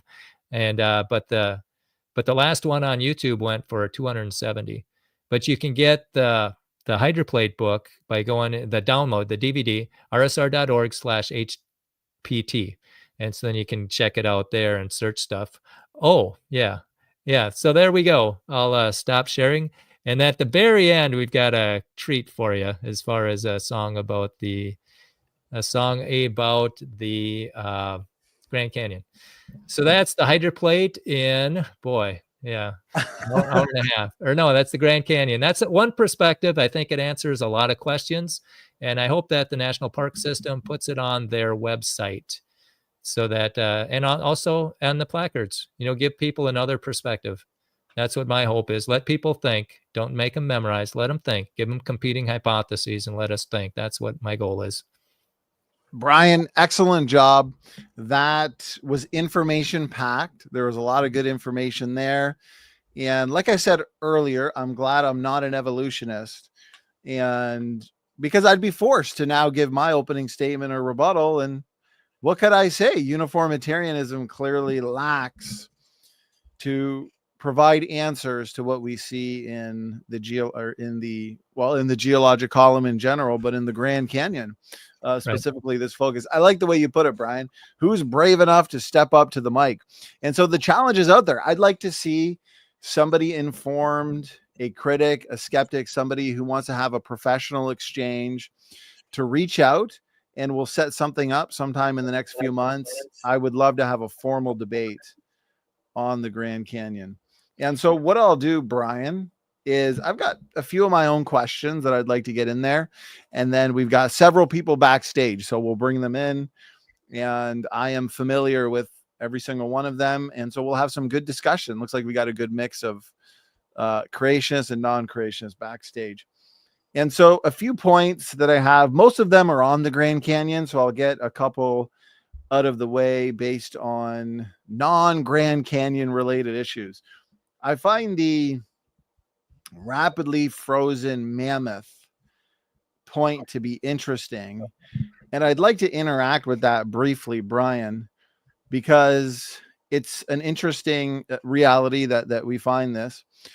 But from the hydroplate perspective, then I guess the interpretation of how that happened and when that happened, would you have to say that mammoths are therefore a pre-flood creature? That's what Walt Brown would predict. He made a prediction that you won't find coal and oil and fossils under the mammoths. And Bob Enyart says make it a standing mammoth because they could get moved around in moving sediment. And so yeah, that's his perspective. They got buried as the fountains of the Great Deep were erupting and got into outer space. He would say they were pre-flood. And the interesting thing about mammoths is they're not woolly; they're hairy. They can't live in the Arctic. They eat too much. They drink too much. They're temperate animals. So the question is, how do you freeze a temperate animal so quickly? And that would be the big hail that we talked about. And then it's like, well, how come it didn't thaw out? And that brings us to the big roll, because the Himalayas, there's nothing in the southern hemisphere that cancels out the Himalayas. So you got a big mass on a spinning object that's going to go to the side. So it's going to take stuff that's on the top and bring it to the side. Therefore, stuff on the side went to the top. And you can see that the 90 East Ridge is 3,000 miles long, perfectly straight, crack in the earth.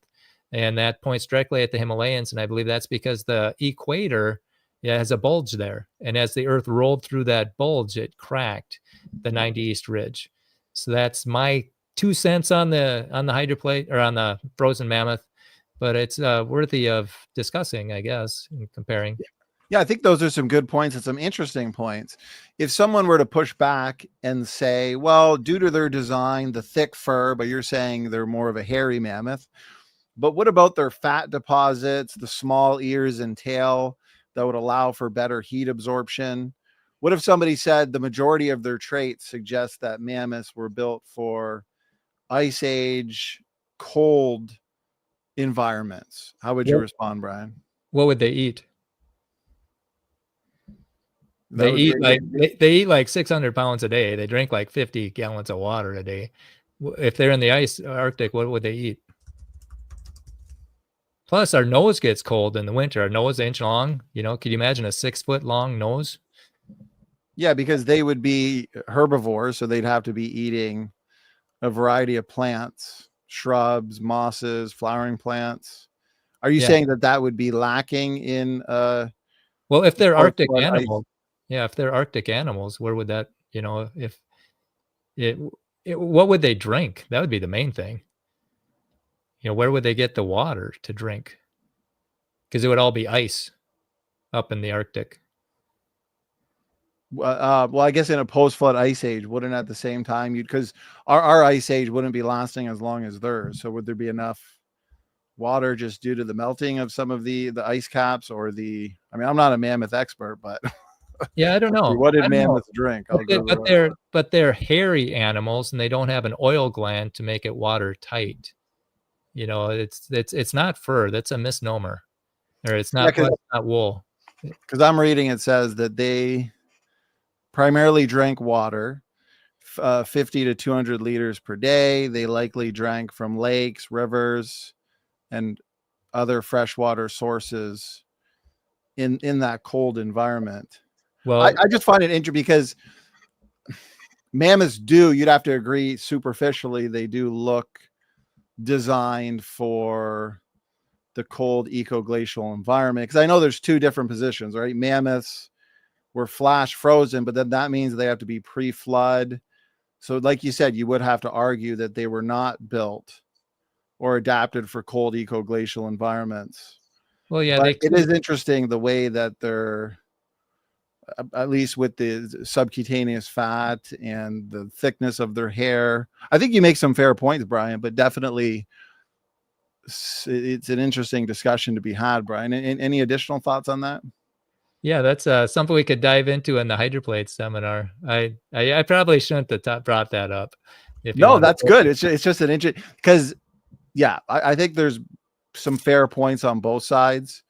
We've had Mike Ord on. He's given a good presentation on mammoths in the Ice Age being adapted from an archetype.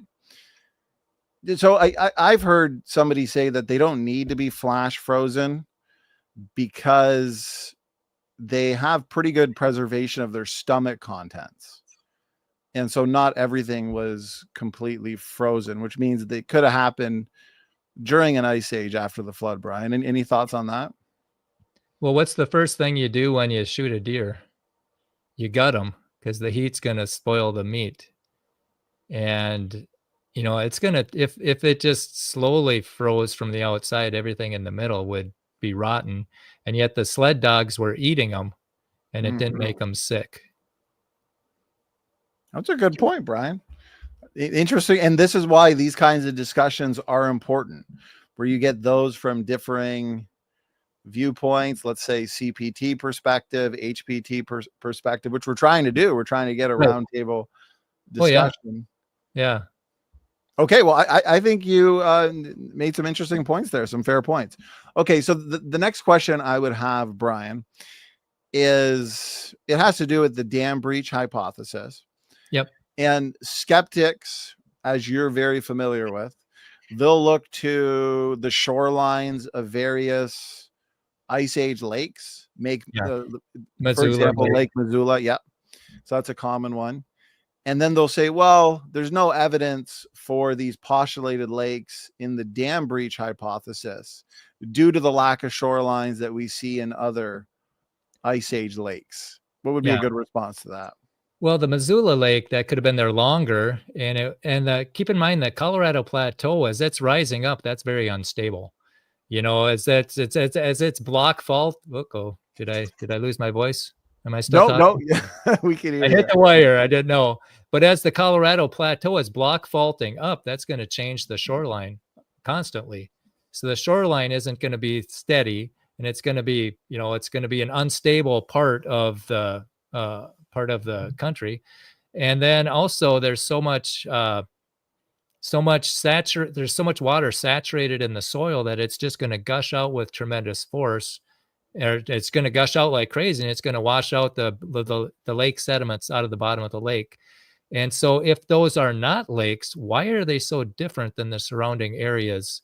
When you look at from a satellite, there's an orangish tinge to them. And if they weren't lakes, what caused that?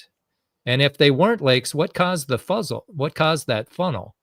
Vermilion Cliffs and Echo Cliffs, those used to be connected. And if the lake didn't do it, what did?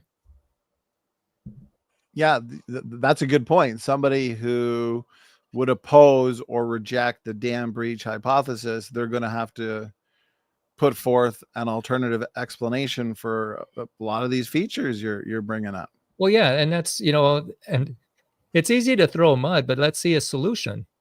If this theory doesn't work, what theory does? Explain to me how you cut into the hard inner gorge. Explain how come it got deeper instead of wider. If this isn't the right theory, show me one that is. Show us how you get the side canyons without rivers, and show us how that, why is the Marble Canyon so much different than Grand Canyon? Why does a canyon that's going straight south suddenly take a right-hand turn? Why does that happen? That's a good answer. So the next big objection that I've seen, and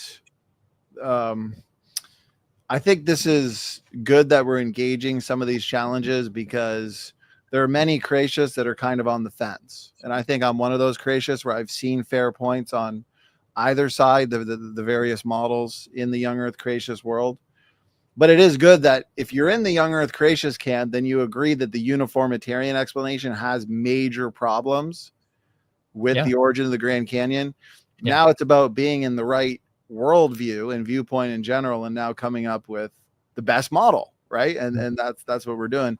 And so they'll say, well, since lakes nearly always have sediments in their deepest parts, and we don't find bottom sediments where these purported lakes are said to have been, this argues against there ever being lakes there. Brian, what's a good response to that?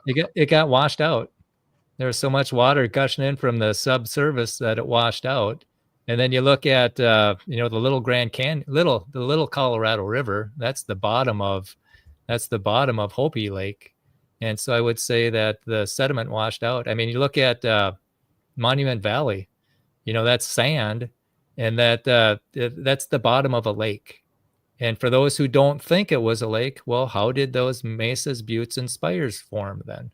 If this wasn't a draining lake, how did it form? And even goosenecks and Horseshoe Bend and stuff like that, how do those things that are just so weird happen?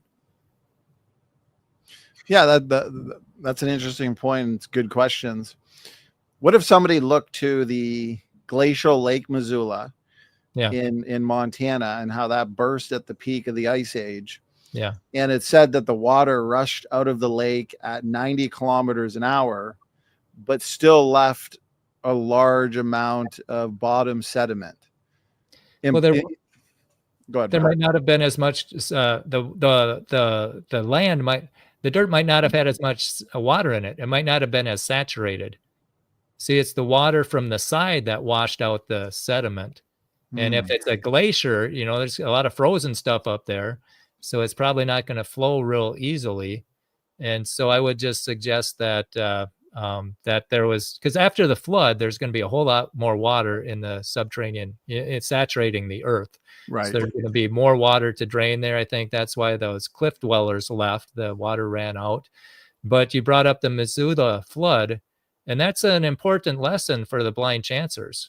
Because J. Harlan Brents, he said that the scablands were formed by a catastrophic flood a glacial lake flood. And he got ridiculed and rejected because they were only allowed to think in uniformitarian ideas. They were boxed in. That's all that they could think about. That's all they were taught. So they ridiculed them. You're not doing what the consensus says. Well, the consensus has been wrong a lot. And then when they got satellite images, it's like, oh my, you were right. This was a flood. And they gave him some award when he was in the 90s. And so sometimes science progresses one funeral at a time, and hopefully that's not the case here. But yeah, so we can learn something from that. Let's just put multiple theories on the table and just honestly talk about the strengths and weaknesses without any egos involved or money or prestige. Let's just discuss it. That's how science should be. That's what Dr. Thomas Chamberlain said over 100 years ago. Always have multiple competing hypotheses so people can think. Otherwise, they just memorize and conform. And I think creationists should lead the example there. Allow for the hydroplate. Well said. Multiple working hypotheses, multiple competing hypotheses. This is how we best come to the truth. And I find it interesting that even those in the uniformitarian or actualist camp, there are many who look to a catastrophic explanation for the origin of the Grand Canyon now as well. They'll look to massive floods from a glacial outburst or overflowing lakes in order to rapidly carve the canyon, because they're recognizing a lot of these same challenges as well. Lack of erosion between the layers, the canyon's path itself. So well, even all the fossils like Dreadnoughtus or those big dinosaurs that they got somehow just fortunately got swept away and landed in some quicksand. They can have millions of floods, but they don't have a worldwide flood. And so they're getting closer. Just keep looking. Well, I find it interesting. There's a critic here, John Rapp.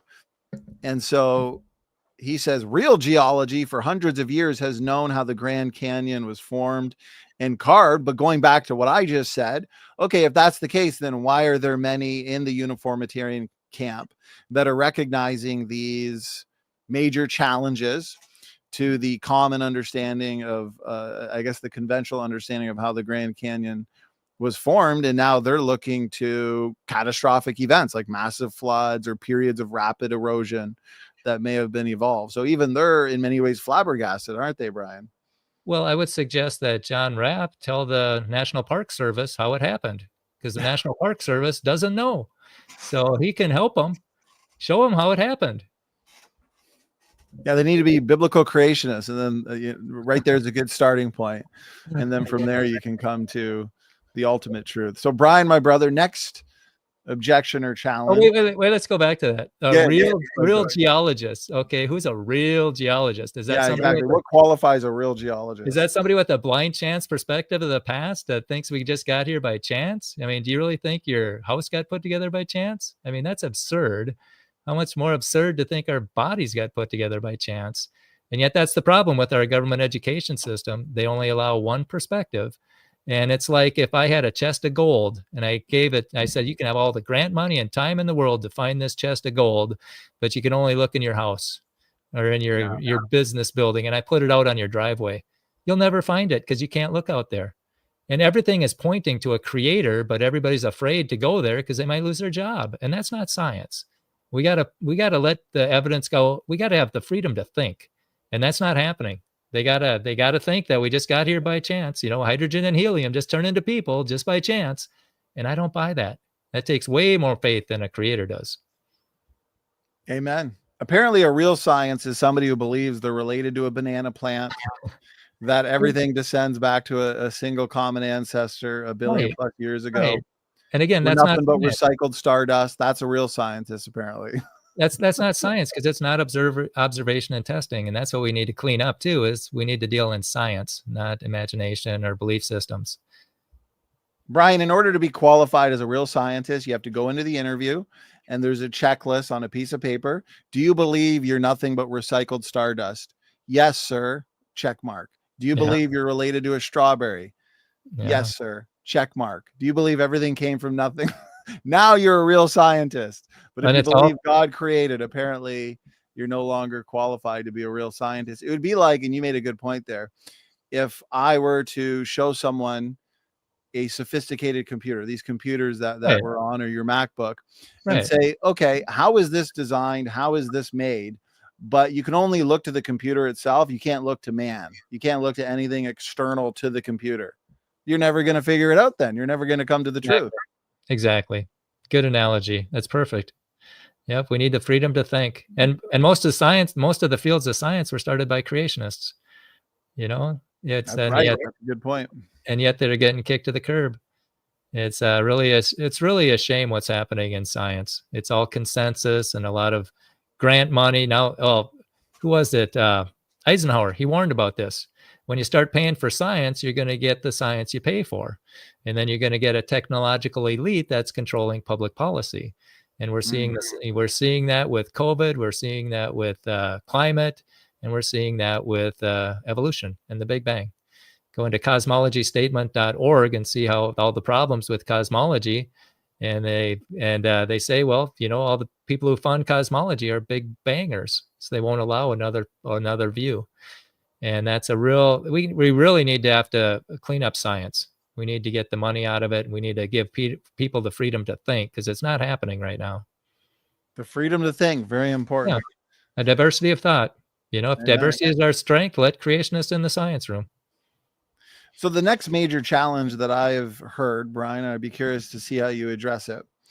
They'll argue that there should be a large delta at the mouth of the canyon where the current slowed. So apparently the delta is not found at the mouth of the Grand Canyon, and therefore the dam breach hypothesis should be rejected. Brian, any thoughts on that? No, that should reject the river carved the canyon. Because the river carved the canyon, there should be a huge delta there. But if there was the big dam that broke, that's going to wash that delta out into the Gulf of California. And it's also going to have a surge deposit all the way down on either side of the Colorado River, which is what they find. I forget who it was, but they said that, that's a surge deposit, something that was rapid and powerful and once. And I think that's the dam. That's the breaching dam. And then Walt Brown says he thinks that the sand dunes, is it the Imperial sand dunes? If they do isotope dating on that, they'll find that they came from the Grand Canyon. And so that's where part of the delta could be, is in those sand dunes. But that little delta proves that river didn't cut it, because that's where it should be if the river cut it, and it didn't. How could we address this challenge, this question? How is the Kaibab Plateau cut through at a present day altitude of about 2,500 meters and not at its lowest point of roughly 1,700 meters, where it should have been the easiest? Well, that's because that's where it cracked. It cracked in the middle. It bulged and it cracked, so it didn't flow where it should have flowed. Bulging and cracking. As it bulged up, it cracked at that point, and then the water gushed through and cut out the Grand Canyon. Because you're right, it should have flowed either to the north or to the south around the Kaibab Plateau, but that didn't. So why didn't it? That's a tough one for a blind chancer. Yeah, the blind chancers, they've got a lot of difficulties. They need to give up on that idea. Brian, can a dam breach carve the long side canyons? The long side canyons? Yeah. I would say no. I would say that the side canyons were carved with the because it cut below the water table.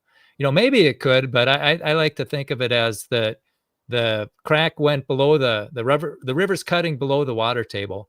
So all those saturated sediments, all the water there is gushing is coming into the canyon, and it's bringing with it the sediments with it. Or it could be, just taking the sediments underneath and the top collapses down into it. That's another option too.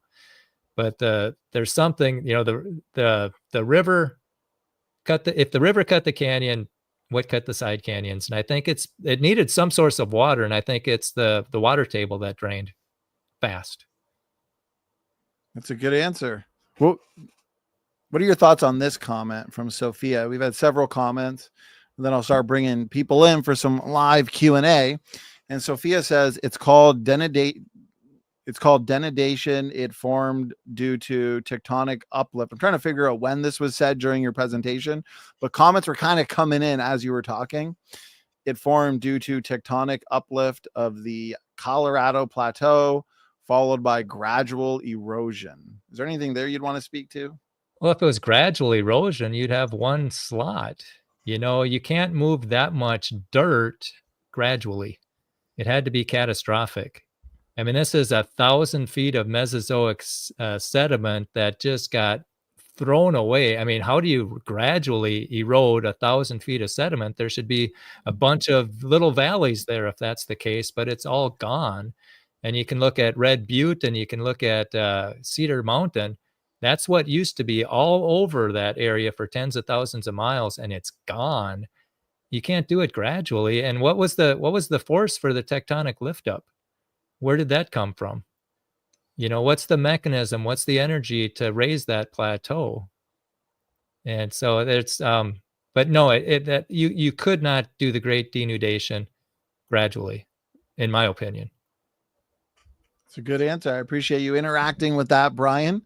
And so, okay, we got several people backstage, and so I'd like to get some live interaction. Brian, you did an excellent job answering my questions and the challenges that I put together for you as a way to keep this comprehensive, as I know people were looking for a debate tonight. And so I did want to put forth the common objections just to see how you engage them, Brian. So I appreciate that. I think that's a good teaser into the kind of rigorous discussion we are going to have next month, my brother, in our HPT seminar. Okay, let's start bringing some people in. We got Brian from Apologetics 101, who takes the creationist position. We've got Andrew Cumming, our resident evolutionist, so he holds to the common descent position. Welcome aboard, guys. We got Scriptures and Stones, who holds to the old earth creation position. And we've got Jungle Jargon, a fellow young earth creationist. So we got a good, great, good mix here. Thanks for taking time on a Saturday. Appreciate that, guys. It's a Saturday night showdown. Praise and Lord. So, gentlemen, we want some good free-flowing and organic interaction, questions and engagement on what was said in the presentation. Of course, questions and in a question mark. We're not looking for 5 to 10 minute responses or opening statements. We do want some free-flowing back and forth in order that we can really utilize the next 30 minutes. I think we'll do about 30 minutes here of live call-ins. And so, Brian from Apologetics 101, you have been very patient, my brother. You were the first one here backstage.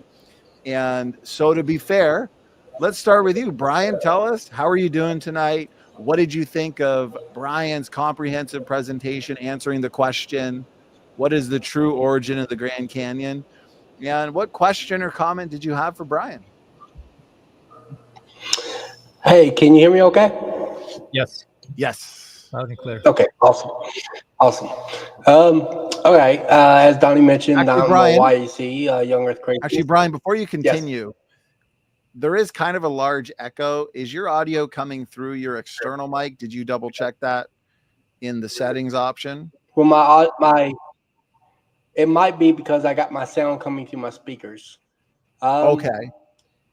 I could try. It's okay. We can deal with it. It's not a huge deal if it's something that sure, some people I in the got chat are earphones saying it's a bit echoey.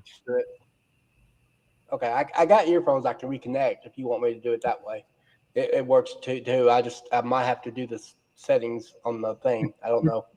It's better now. Yeah, it's sounding a little bit better, Brian. So feel free to, I should say, Brian, meet Brian. So we got two Brians in the same show. We're making history. A pair of Brian. Feel free to ask Brian. Donny stole my joke. Donny stole my joke. I had a feeling you were going to use that. Hey, Brian, I'm Brian. I always like it when Donny has Brian on someone named Brian on the show. But anyway, all right. I'm just a comment and then a question, just to clarify that, or to let you know that I do take the CPT, the catastrophic plate tectonics model.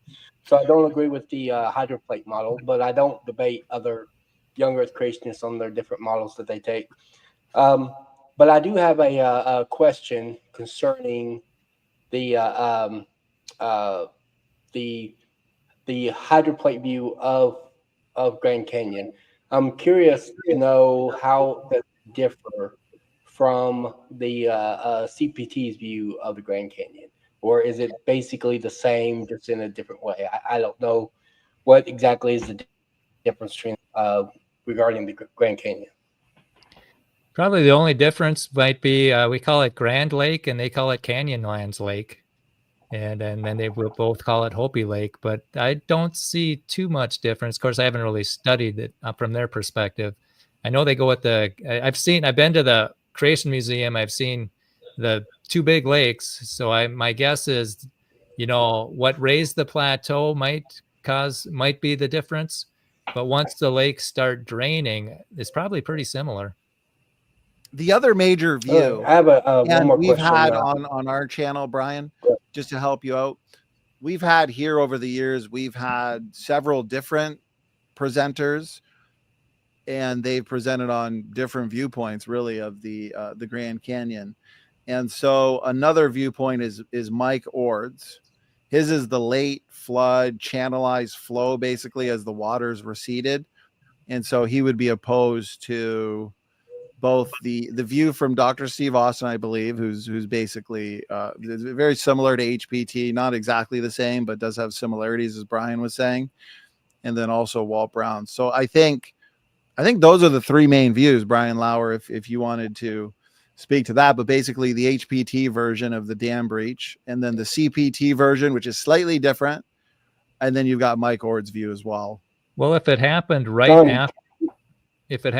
after the flood, then I don't know if I don't know if it would be, if the sides of the canyons would be so straight, because if it happened right after the flood, that'd all be mud, and that I would think would just slump down. And then and then the Kaibab limestone, I'm not sure if that would be solid enough if it happened right after the flood. I think it might have needed time for the cementing agent to get into the solution, or to escape from the solution and start packing these sand grains together. So with that late flood channelized flow, I could see the late flood channelized flow taking off the top part of the grand staircase. I could see that, but not under Echo Cliffs. I don't see that, but I could be wrong. So Mike Ord thinks it happened after the flood? Late flood channelized flow.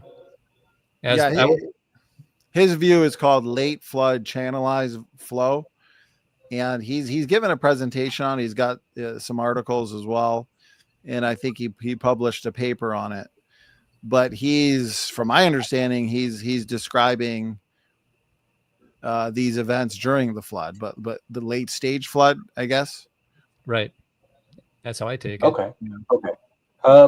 Do you know how Baumgartner describes it, or is he just like you said, it's just pretty much the same as the way you describe it? Yeah, I'm more familiar with Baumgartner with his CPT model. I'm not sure exactly what he says about the flood. My guess is it's the Canyonlands and Hopi Lake flood model. Yeah, instead of the Grand Lake. That's about the main difference I see, is what they call the Grand Lake or Canyons land. Okay, Brian, I appreciate those. Unless you had another follow-up, go ahead, Brian. As in Brian from Apologetics. No, that was pretty much it. Okay, well, feel free to stick around. I didn't have much to say. Feel free to stick around, and if you wanted to insert some comments or interact a little bit over the next 25 or so minutes, feel free to do so. So, okay, let's move on to Andrew Cumming, my arch nemesis. Andrew and I, we've had many discussions, many debates over the last 3 or 4 years. Andrew is always really good with joining these open mics. In 2022, 2023, we had an open mic debate series where we had Kent on. almost every couple of weeks actually, and we would do these open mics for 4, 5, 6 hours, and Andrew was usually there. So we enjoy the interaction with you, Andrew. Appreciate you joining. Feel free to briefly introduce yourself. What did you think of Brian's presentation, and what would you like to discuss regarding his presentation? Yeah, thanks for having me on. First, is my audio coming in okay? Or Yeah, this it's is good. on a new computer, so. It's good. It's a little bit loud. I'll reduce the volume just a little Sorry about bit, that. but other than no, that's okay. You're good. You're good to go. Yeah, hi, my name's Andrew. I think it was really interesting. I think it was a good detailed presentation. It seemed to borrow, I guess, in my opinion, a lot of aspects from conventional geology, but also not so much, from my understanding. Um, One thing I did really want to touch on was, I think you mentioned earlier, like, it was somewhere earlier where Donnie was asking you a question about, uh, I guess, kind of bend in the canyon.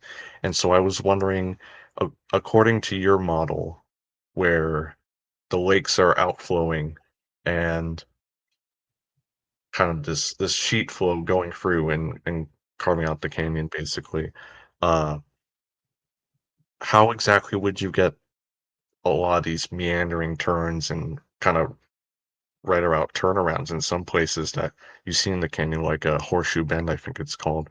How would you get that with kind of a total sheet flow instead of a meandering river?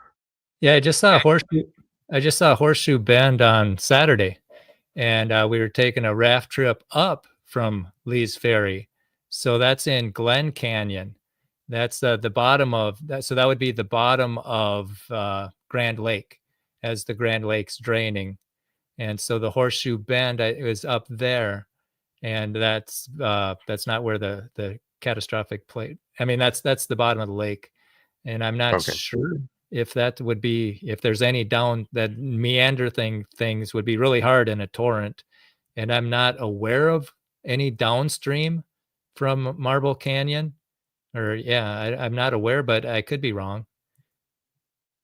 So are you so I guess I'm trying to understand, okay, if this is at the intersection where the water is directly pouring out and spreading out into the sheet flow, how exactly would it form that turnaround if that's kind of, so to speak, where the flood outburst is starting at that point? I just don't see how that could be possible. Well, Glen Canyon is north of the funnel. I think that the what where the catastrophic draining is it starts at the funnel. That's Page, Arizona, and Okay. that's Marble Canyon, and north of there is Glen Canyon. So Glen Canyon wasn't the big sheet flow; it was more. It would be more of the lake draining, if that makes any sense. Okay, I think so, but even with the lake draining, I still, because you typically see those like, and this isn't the only example in the Grand Canyon. Obviously, some aren't as extreme turnabouts as others, but you do see a lot of these meanders that look a lot like, say, the Mississippi River Right. or long rivers that have been around and flowing for a while. So I don't see how a glacier, or not a glacial lake, just a lake outburst like that could form those meanders instead of a river, an ordinary river.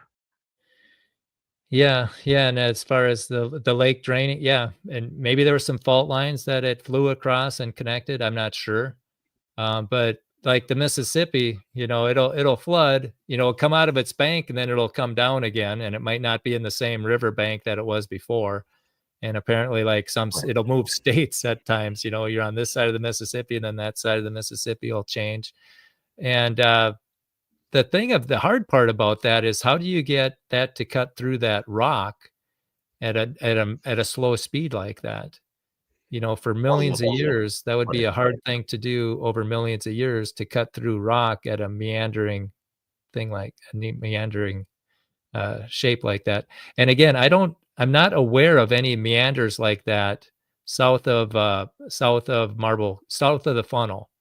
Once that starts shooting off and it cracks, I don't know if there's any meanderings there. The one that the Horseshoe Bend, that's Glen Canyon. And then I think they've got the goosenecks, which are farther. That's that I think is in the bottom of Grand Lake in another state. But I don't think we see them when it's catastrophically flowing really fast. I think it's pretty direct. But I could be wrong.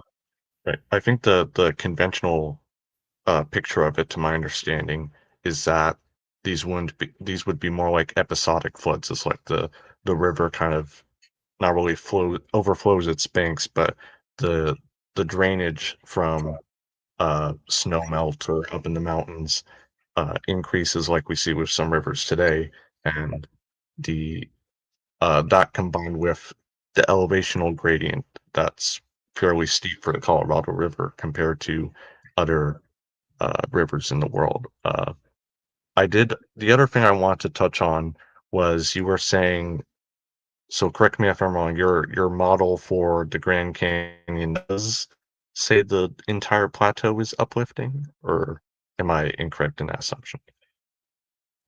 Well, yeah, the Colorado Plateau got raised because the Rockies sank down.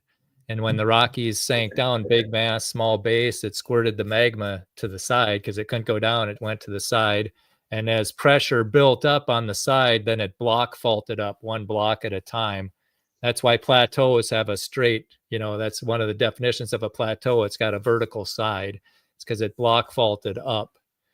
And well, that's one point I didn't really understand, because when you look at the basement of the crust using seismic studies, you don't really see a pool of magma like you were depicting there. So I'm not sure how that would work exactly. Oh, that's interesting, because that's one of the double-sided mysteries. That was one of the things where it looked like the magma went down and up at the same time, and they couldn't figure that out. I mean, I guess I meant the basement of the The basement rock? not the basement rock, trying to think how to describe it. The crustal layer, obviously part of the lithosphere. That's kind of generally solid. There's not really, and even down to the asthenosphere, there's not really a liquid layer of rock, so to speak. It's more solid but plastic over time. So I'm not. I guess I'm trying to understand what you were trying to model there. Yeah, how do you think the lava got on top of Red Butte? Oh, so you're talking about like a magma chamber, basically. Yeah. Yeah. Okay, I see. I get.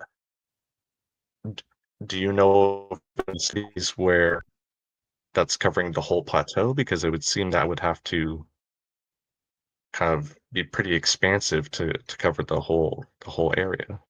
Yeah, I've read, I think it's, if I remember right, 1.5 million cubic miles of magma got squirted out to the side to raise the Colorado Plateau, which was like 130 or 150,000 square miles.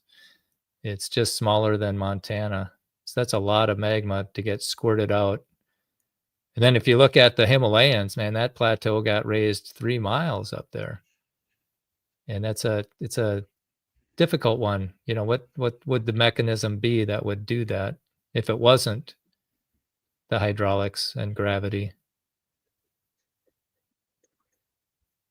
Yeah, I'll have to take a look at that, because I'm by no means an expert or specialist on Grand Canyon geology specifically. I'm more of a broader geology lens, but so far I haven't seen Yeah. a liquid magma pool like that. So I'm kind of curious before we move on, Brian, in light of everything you presented and a lot of the challenges you issued to those in the actualist camp, which is, from my understanding, what uniformitarians are called today, a mixture of uniformitarian and catastrophic processes. Is there a question or two that you may have had for Andrew? I'd be curious to see how he might interact with a couple of those challenges. I would ask, where's the delta? You mentioned those meandering rivers. Right. They go the Horseshoe Bend. If that was over millions of years, where's the dirt? Well, it wouldn't be dirt, it would be sediment. But Okay, where's the nitpick. delta? Where's the delta from the Colorado River? Right. Since It's 800 cubic miles, and keep in mind that river's only 300 feet wide. How did a 300-foot wide river carve a canyon 8 miles or 10 miles wide, 18 at some places? And then where did the 800 or 900 cubic miles of sediment go? Because the delta's only got about 1% of that. Well, it didn't remain strictly in the delta. There's also the San Andreas Fault and the fault lines nearby, which moved the sediment, as far as my understanding is. That's a lot of sediment. That's a lot of missing. I mean, you look at. Well, you mentioned like the limestone deposits in there. So in the delta, we would see more clastic sediments, not so much like limestone, for example, that would have dissolved away in the water and been washed out. Okay, and speaking of limestone, where did all that limestone come from?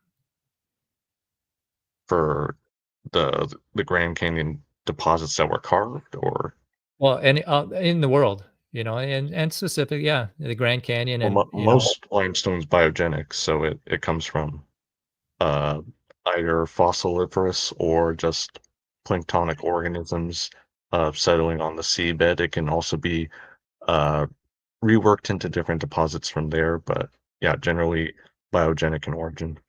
Yeah, because Bob Dietz, he didn't know, especially when it forms. What was Bob Dietz' background, if I may ask? He's the guy who coined the term seafloor spreading. He's a big plate tectonic guy. Right. So I'm not sure if he had like a sedimentological background specifically, so I'd have to look at that. But Yeah. I don't think the tellings of even one geology specialist is enough to say that's a consensus picture, especially at this point in time. Well, yeah, it's good when to we see discuss. so much since then. Yeah, and it's you're right. It's good to have these topics discussed. And Andrew, I'm really glad that you tune in on these things. That's excellent that you get both sides, because now you see both sides and you can think. A lot of people only see one side and they just memorize. So I commend you for seeing both sides. That's really, really good. Thank you for the discussion. Yeah, you brought up some interesting points. Yeah, we need more of this, I think. Brian, can you, before we move on to the next guest, can you reiterate a couple of the points you're making in the presentation and you've made in the past? And Brian Nickel has a video on it in the rapid formation of a lot of the limestone. I know there's different types of limestone, but the chemical origin of limestone from the fountains of the great deep breaking open and allowing for the necessary chemical mixture to rapidly form a lot of the limestone we see. Yeah, Brian Nickel does an excellent job on that, and he's an engineer. I'm just a megaphone. A lot of this stuff is over my head, so I just tell you what people are saying, and he shows the chemical formulas and what was happening in those subterranean chambers, and he's showing how it makes limestone and it releases a carbon dioxide and it goes into something else, and then it makes another thing of it just got recycled in the subterranean water chambers. And that's why we don't have 60,000 times more carbon dioxide in our atmosphere, because that would have been toxic. We couldn't live in that case. And yet, and so, when Walt Brown asked Bob Dietz, where did it all come from? He says, beats the blank out of me. And so that's something that has to be discussed too. It's like, where did this come from? And the limestone thing, that's the chemistry thing, that's not my strong suit. But Brian Nickel, that his website about the Grand Canyon, it's about the hydroplate. He does such a good job of animating it, making it understandable, and just excellent. And so that's a good source for people who want to learn more about the hydroplate. He's supposed to be, we had him on a few years ago for a program dedicated to answering or at least providing some solutions to the purported heat problem associated with the flood. I'm curious, Brian, because in almost every flood debate that we have, whether it's specific to the Grand Canyon or just the flood in general, critics of the global Genesis flood, they'll say, well, the flood can't be true. It has to be rejected because we have this piece of evidence that precludes it. And they'll say it's the heat and energy that's generated from the catastrophic flood processes. All of that heat would have boiled the ocean, melted the crust. And so I'm curious, if you were in a debate and an evolutionist were to bring that up as a challenge to the HPT model, how do you personally engage it? Well, I learned this from Real Science Radio. They've got Brian Nickel was on with Bob Enyart, and all these objections, Brian Nickel answers them with Bob Enyart. And they're saying, well, there's so much energy that would come up with just just blow the crust off. Well, that they're assuming it all happened at once. This happened over time. It's like he said, if you were to design a car, it takes so much energy to drive across the country, and it's going to be all at once. It's going to blow the car up. Well, no, it's over time. It's over time that you use this energy, so it's manageable. And then also when it's the Joule-Thomson effect, when things expand, gas or liquid expand, it cools off. And there's a video, I don't have it queued up right now, but there's a video of a science teacher who's got a pressure cooker, and then he's got steam coming out the top, and he's got his hand in an oven mitt in the steam. And then he says, should I take this off, class? And he takes it off, and he says, yeah, this is, as it expands, it cools off. What you see is not steam. What you don't see, that's steam. And then he points down there. And so when it's expanding from 372,000 to 14.7, that's it's going to cool down quite a bit. And then also a lot of it's just going to shoot right through our atmosphere. There's a boundary, and air is a good insulator. So if it's shooting up, it's not going to interact with our atmosphere. And those were the 2 or 3 that I remember from the Real Science Radio interviews, but those are excellent. You go into rsr.org/answers, and it's got the published criticisms of the hydroplate. It's got the online criticisms of the hydroplate, and then it has how hydroplate proponents, how we answer them. And wouldn't it be nice if evolutionists did that, or even CPT people did that? This is what we present, this is what they say, and this is how we answer it, all on one website. I think that would give people an opportunity to think instead of it's my way or the highway, which is sad. And so we don't want any more people memorizing. We want you to think, and that requires seeing both sides.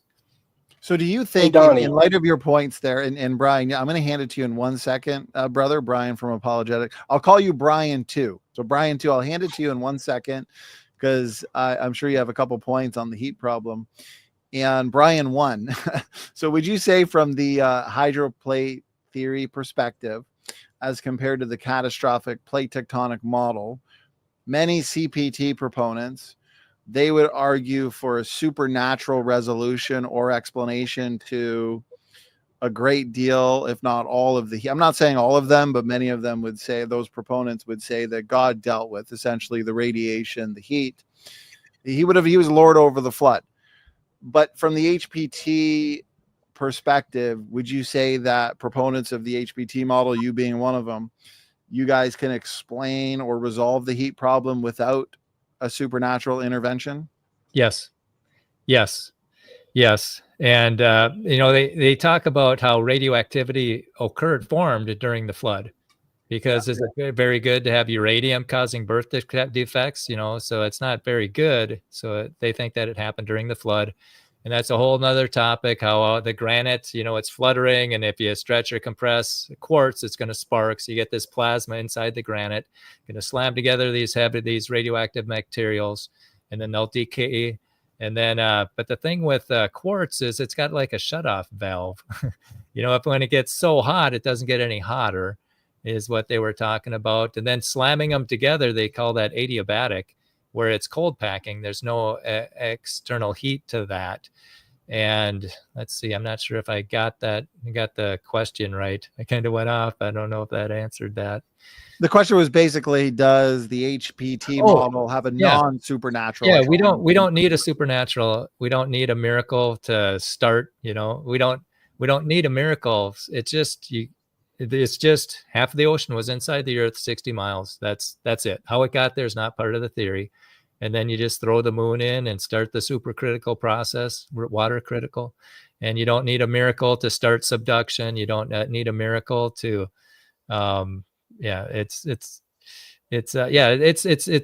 engineers love the hydroplate theory, just love it because it's so logical, and it's got energy budgets and mechanisms and forces, and they understand that, and they apply it to the earth, and it makes sense. Engineers love the hydroplate, but if you're steeped in plate tectonics, it's real foreign to them, and yet they don't really have a mechanism. They say that convection currents got the plates moving. It's like, well, it can't, because there's a crossover density where over 200 kilometers or miles or whatever, it gets so dense it just sinks. It doesn't come back up again. And so that's a whole nother talk. But we do not have to rely on miracles. It makes sense. And especially if you listen to Brian Nichol explain it on Real Science Radio. That's what I listened to all the way down to Des Moines when I was going to speak there at the homeschool convention at a church. That's what I do when I'm driving around. I'm listening to Real Science Radio stuff. It's a lot better than the secular stuff, and it's pretty funny sometimes. We live and breathe creation evolution. I'm curious, Brian, does the HPT model, or you specifically, would you hold to accelerated nuclear decay during the flood then?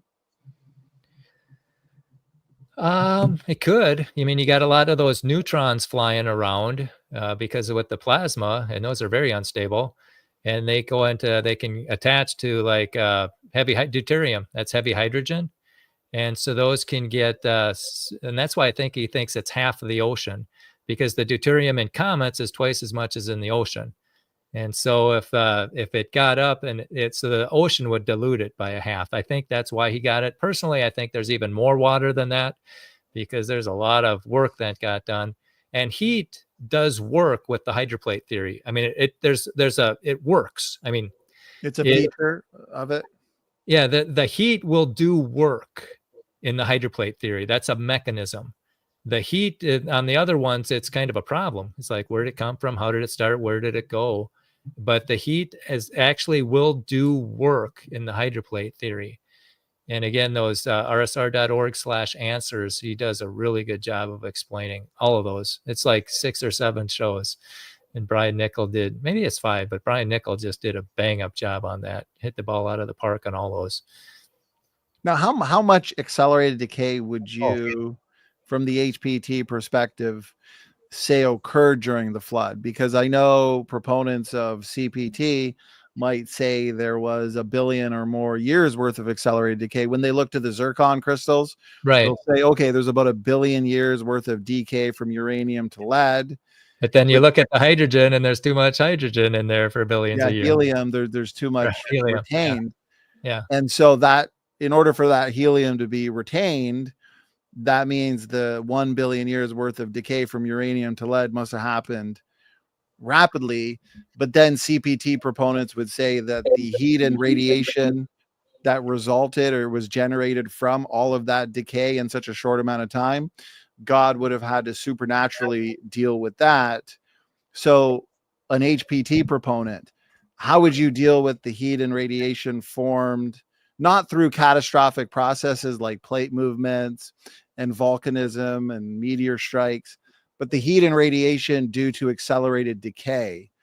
Would the HPT model have a non-supernatural explanation for that? Or would you guys have to look to a supernatural resolution for that specific? Okay, I'm just shooting from the hip here, but I remember on one of those radio shows, I made a note of it. I don't have it with me, but they slowed it down. It had to do with, I forget if it was the electric current, the electric charge could adjust it from really big to really small. And as far as the heat goes, I'm just shooting from the hip. I can't remember what they said about that. Oh, that's okay. Well, and my ministry partner Matt, he wrote a book on the age of the earth, and I know is specifically dealing with dating methods, and he really likes the Z-pinch experiment and Yeah. everything they did with the Proton 21 laboratories in Ukraine. I'm not an expert on that, but I know he'll be discussing that a little bit in the seminar coming up. Has he seen the 9th edition, the radioactivity chapter? I believe so. Okay, good. I think he's got Yeah. a lot of information from that. Yeah, because it seems like the more they find out, the more it validates it. But Brian too, thanks for your patience. Feel free to contribute whatever you'd like to on that topic, brother. Brian too, that would be you from Apologetics. I've actually right. Can you hear me okay? Yeah. Y'all are freezing up a little bit to me, so I don't know if I'm freezing to y'all. No, you're good. Am I okay? You're good. Okay, awesome. All right, I've done a couple of videos recently on the heat problem. Actually formulate my own model on resolving the heat problem. So it's really good. But Donnie, have you seen my video? I've seen a lot of it, but there's still portions of it I need to watch. Yes. In it, I also introduced a naturalistic theory or naturalistic trigger to accelerate nuclear decay. So I actually don't invoke miracles with accelerate nuclear decay. I know I'm an oddball on that because you're right, Donnie. There's a lot of YCs that do invoke. Nothing wrong with being an oddball. Right. Accelerate nuclear decay. But then when you start doing that, then people start saying, well, what's God's motivation for accelerating nuclear decay? Then the YC has to say, well, they don't know. So I don't have to sit to worry about the motivation. The blood conditions actually cause the situation which accelerate nuclear decay. But I was going to, you mentioned the assumption on them assuming that it's accelerating all at once. That's one of the assumptions that I mentioned in my video early on.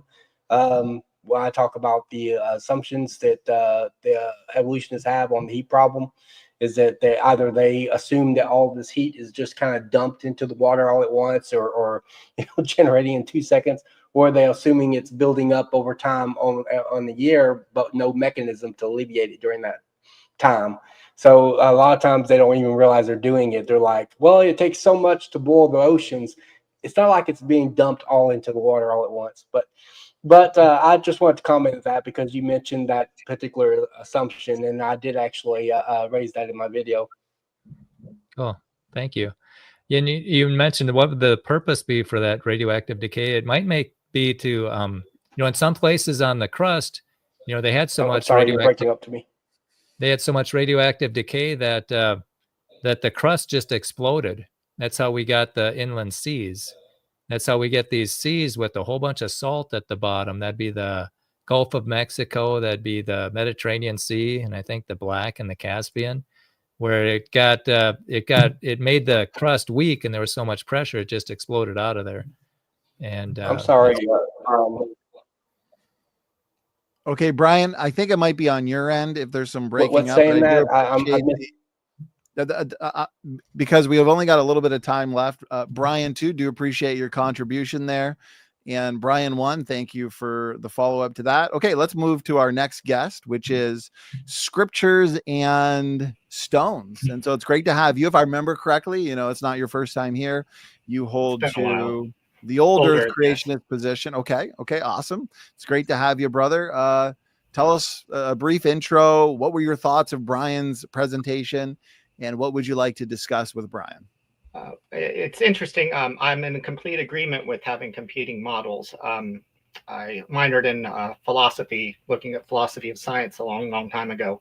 And I liked a lot of Emery Lakatos' stuff, and of course read Thomas Kuhn's book, Structures of Scientific Revolutions.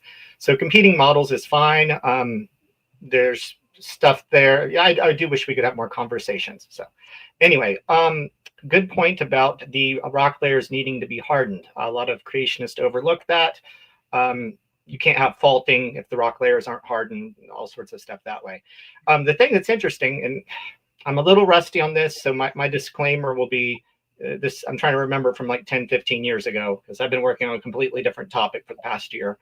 But you have the lakes draining as forming the canyon primarily, right? Yeah.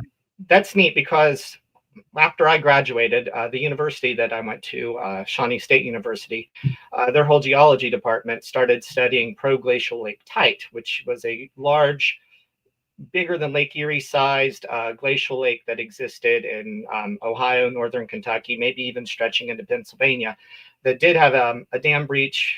And once again, I'm a little out of the loop on this, but maybe 2 dam breaches, maybe an ice dam breach first, and then a rock dam breach, or maybe 1 dam breach.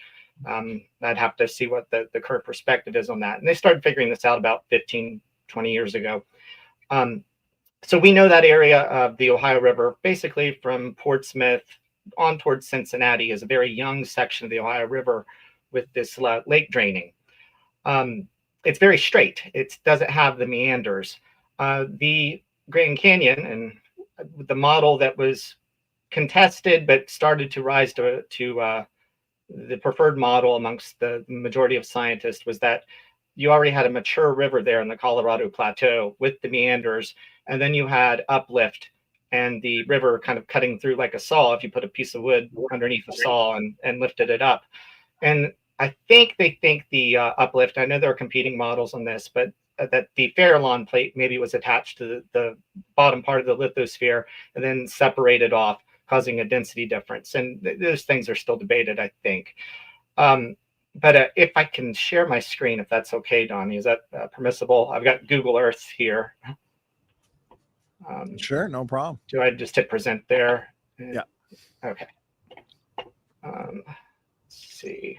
Was there anything you wanted to comment on there so far, Brian, as he gets his screen shared? Yeah, even if it was the river, again, it comes down to where's the delta.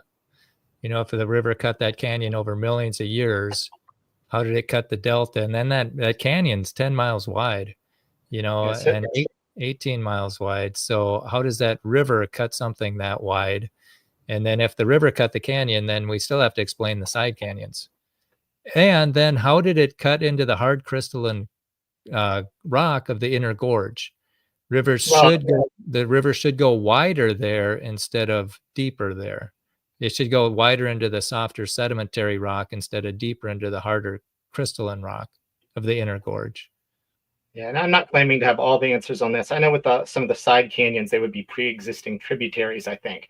But here you can see the Grand Canyon and notice the meanders kind of there in the center. And then I think somebody mentioned Horseshoe Bend over there. I'm going to zoom out and go to this location I was talking about concerning proglacial lake tite. Can you guys see that okay? There. Yeah. Can't tell. Okay. Notice in the center, do you see like an empty river valley pointing north up towards, this is Columbus, Ohio up here, this section of empty river valley right there. And the Scioto River today runs backwards through it. So you have similar things with like the rivers flowing the wrong way. That's the valley of the old Taze River, which was blocked by the glaciers. And then you had a lake pool up here with the hilltops being islands. Somewhere between Portsmouth and Ripley, you had a dam breach. And then this relatively straight section of the Ohio River was formed from that dam breach. And you even have, let's see if I can find it here.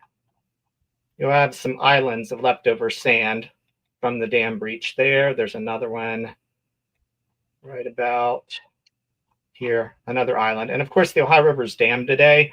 It used to not have a slow flow. It used to be more seasonal, a lot in the spring. And then by the end of the summer, sometimes it almost completely dry up. So that's what I would expect to see if we had a glacial lake form the canyon there. Now, if I go on over into West Virginia and look at a tributary of the Ohio River, which is a very old section. Did somebody say something there? Sorry. You got New River Gorge. And this is one of the oldest sections of river as far as what people think.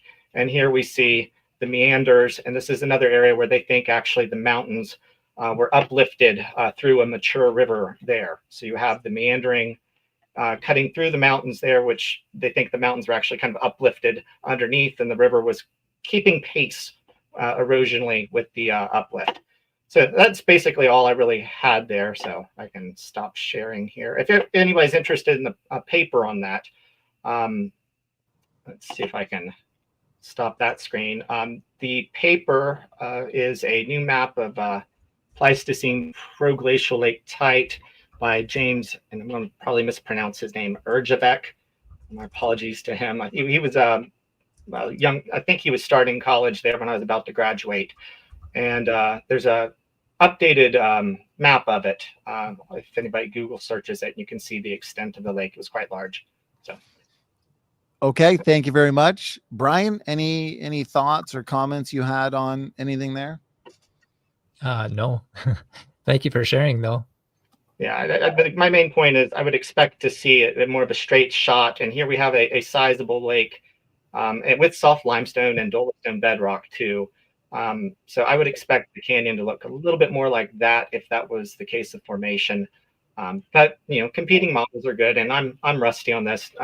I've been studying a completely different topic for a while. So, Brian, what would you say would be one of the largest challenges or most difficult problems for the old Earth interpretation of the Grand Canyon? I know there's several, but what would be one that just really kind of stands out and that you've noticed those in the old Earth point of view have a difficult time addressing? Well, if they believe that river cut the canyon over 6 million years, where's the erosion for those layers over 250 million years? For the layers to be laid down over 250 million years with no erosion between the layers, and that should have been when the sediment was soft. And then when the sediment's hard, this river cut through, made that huge canyon in 6 million years. Well, when these rivers have high flows, the bottom's almost like sandpaper because it's carrying the sand grains and even sometimes pebble-sized objects. So it wouldn't be consistently, but yeah, but those rivers should have flowed over those 250 million years between those layers too. They should have cut canyons. There should be erosion marks between the layers, but they're perfectly flat. I would assume all the layers are prior. If you're talking about the older layers from like the Paleozoic, I would assume those would all be pre the river. Right. I looked it up a little bit. I think the uplift was Cretaceous to Neogene, like late Cretaceous to Neogene. And I'm not an expert on that. But that should have. But I'm more familiar with the East. Over millions of years, over 50 million years for the Redwall limestone, there should be rain and there should be gullies cut in there. And to say that it didn't happen for that long, I think it's a rescuing device. But that's assuming that it's above sea level, though. So if it's under sea level, you're not going to have as much of erosion that way. And I do know there are some unconformities other than the great unconformity up above. So I think there is some evidence of erosion there. And your boulder. Oh, I forgot to mention your boulder. The boulder they explain with liquefaction, where you had it's in shale, and you can definitely tell it's gone up, and it's a quartzite boulder of the basement rock. But when you have an earthquake with a clay, you get liquefaction, and that can pick it up. And that's an observable phenomenon today, especially if the clay is more dense than the quartzite. And of course, clay minerals typically are more dense than quartz. So that's the other alternative on that boulder. Interesting. Yeah, I haven't heard that one before. Yeah. If you want to see a quick clay in action, there's one that was filmed in the 70s, the Risa Click clay in Norway. That was a weird one. It wasn't earthquake caused. It was caused by I think salinity differences in the soil. But anyway, Christchurch, New Zealand. I think that's the name of the town. That's where you had a quick clay recently too. Yeah, because Walt Brown, he would say that's liquefaction is how all those layers got sorted so evenly, so purely. Those layers are they're sorted so they're by their density and by their shape, and they're so flat. He would say liquefaction is what sorted them. If you have mud, sand, and clay, put them in a bottle, shake them up, they're gonna settle into their layers.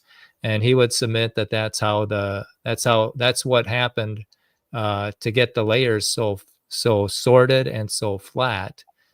And then the other thing too is, how do you get sedimentary rock? You know, the sand dunes are not turning into sandstone. They have to be mixed with a cementing agent. And I think that's what was in the fountains of the Great Deep.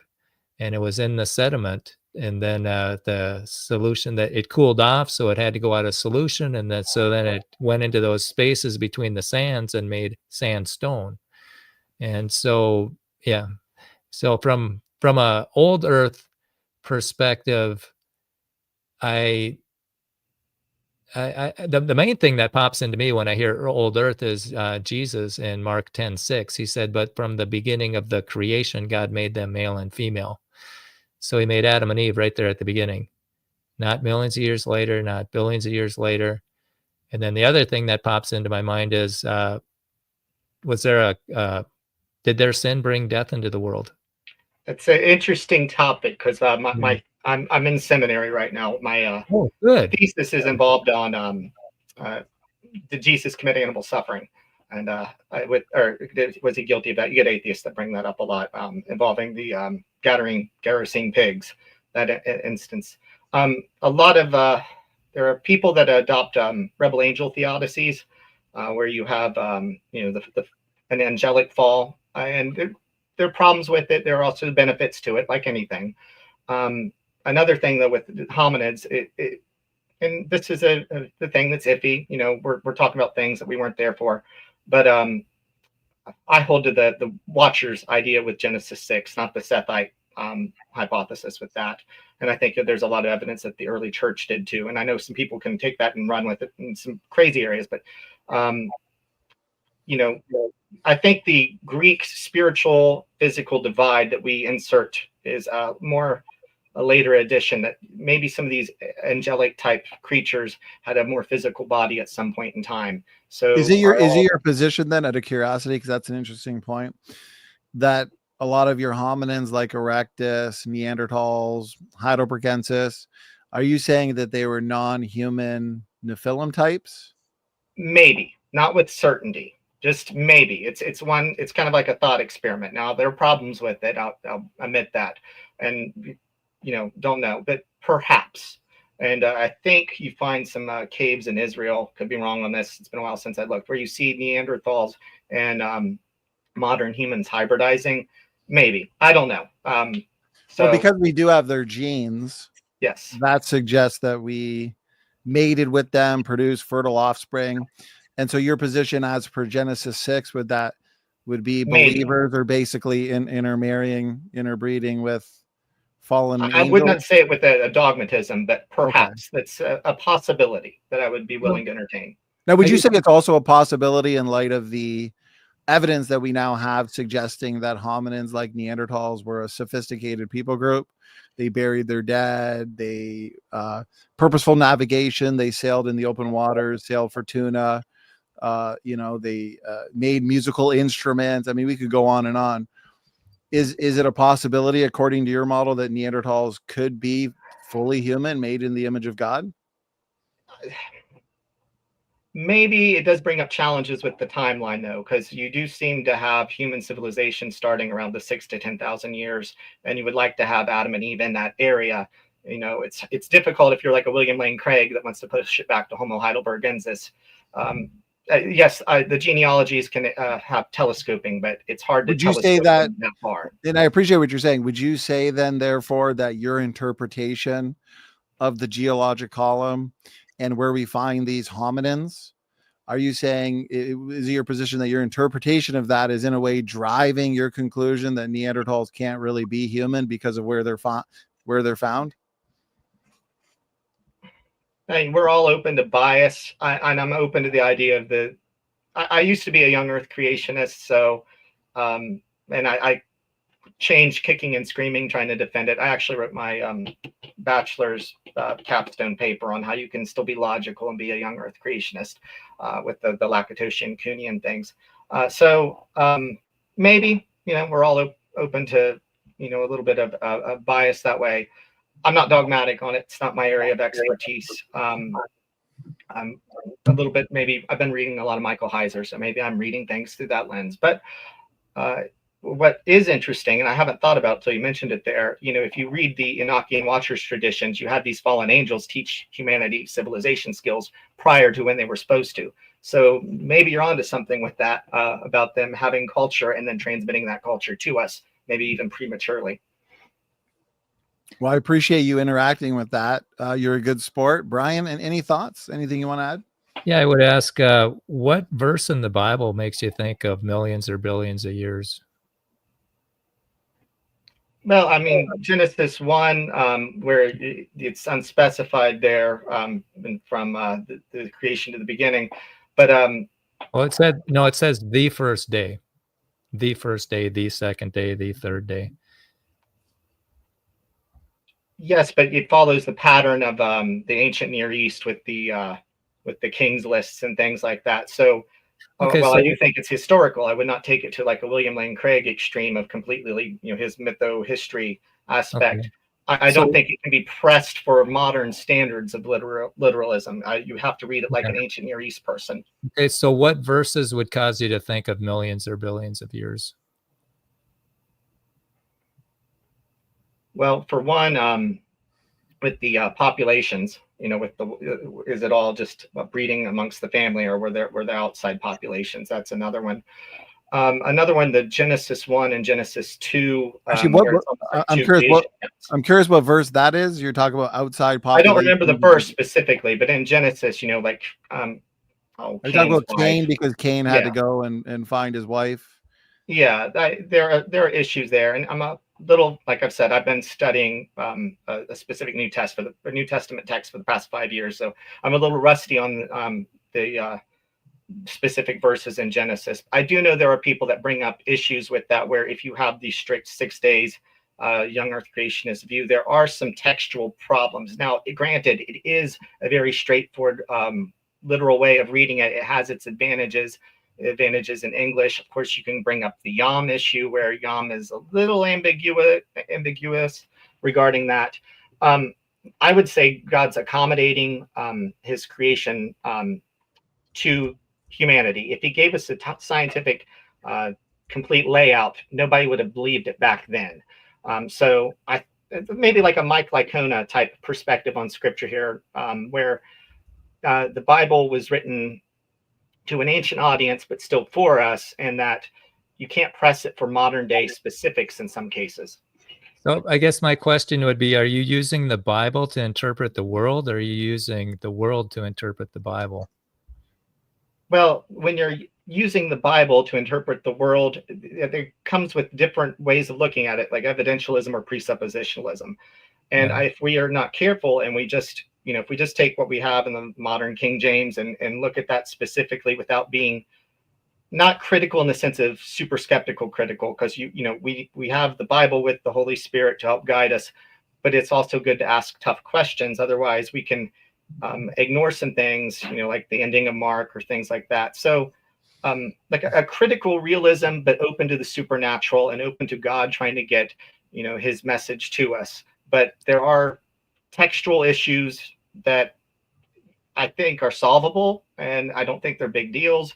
But you've got to look at the cultural context in some of those things. So what do you think the best scientific evidence is for millions or billions of years? I'm not a person that's going to say science is absolute truth.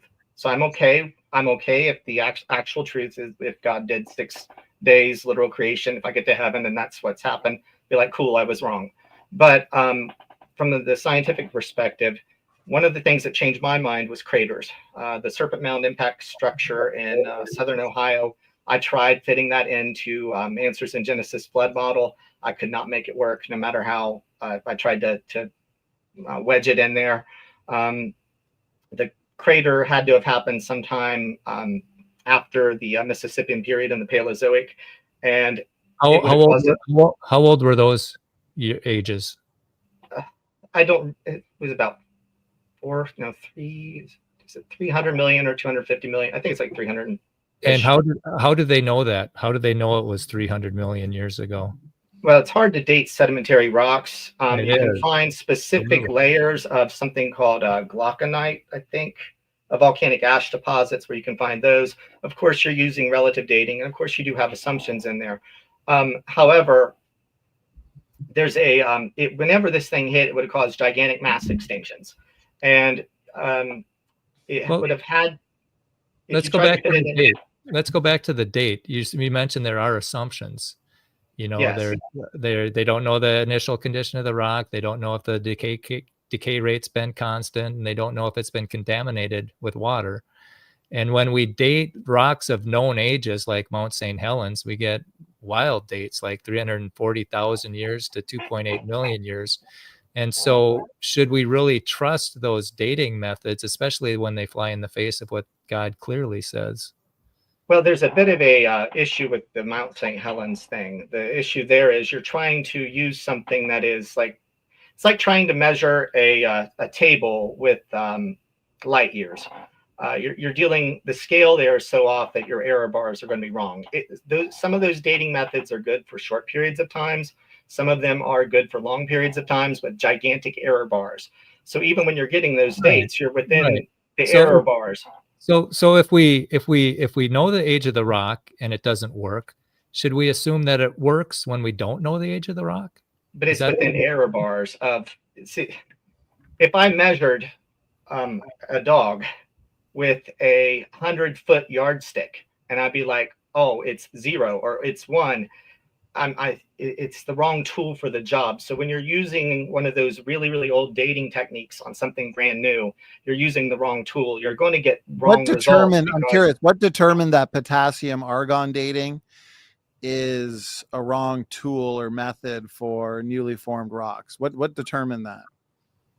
Well, if you look at the radioactive decay curve, and remember, this is not my area of expertise in that sense, but from what I think is when you're looking at the radioactive curve, it's only good at a certain area where the curve is nice and you're getting a change in the isotopes. When you're at the asymptotes, it's not very useful. So when do you think dinosaurs lived?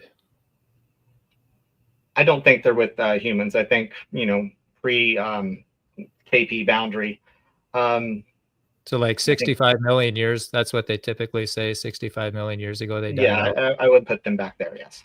Are you aware that they found blood cells? Yes. And blood vessels? Yes, but even the lady that found that, she says that it's not just one lady. We've recently done a conference. I had Dr. Joel. That could be. I'm rusty on it. So right now in the literature, Dr. Brian Thomas, he's got a whole list, and it's easily over 100 findings of dinosaur soft tissue and blood vessels and collagen. So it's not just Mary Schweitzer. I mean, you can just disregard Mary Schweitzer if you wanted to. We've got so many examples now where it's becoming the norm. Dr. Mark Armitage, he's got a whole list. He's written papers on it. And so the question would be, how can those biomaterials, how can they be preserved for millions of years, 65 million years? I don't know, and I would grant that's a prediction that the young Earths have. I just think there are other problems that are more significant. And you're familiar with Kuhn's science structures of scientific revolutions. You can have anomalies and ad hoc explanations on the outer core of a theory. It's when it gets to the solid core. If it was I think the example that somebody brings up frequently is a rabbit found in the Paleozoic or something like that. That would be a complete, paradigm shifting discovery. Well, I think we've had many paradigm shifting discovery. I think what you're looking for is a line of evidence that could discriminate between the models, a line of evidence that would preclude the old Earth model. We would argue that dinosaur soft tissue and collagen is one of those. The C14 that we find in diamonds, that we find in coal, that C14 should not be in diamonds. Diamonds are claimed to be billions of years old.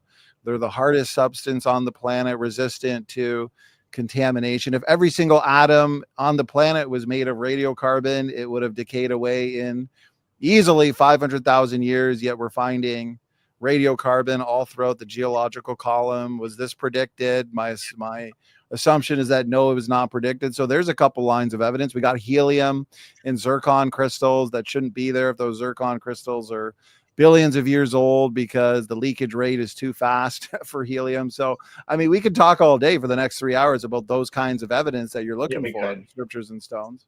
And there's a lot of rescuing devices for an old Earth to make millions of years, like they, the fine tuning of the universe, they have to imagine a multiverse.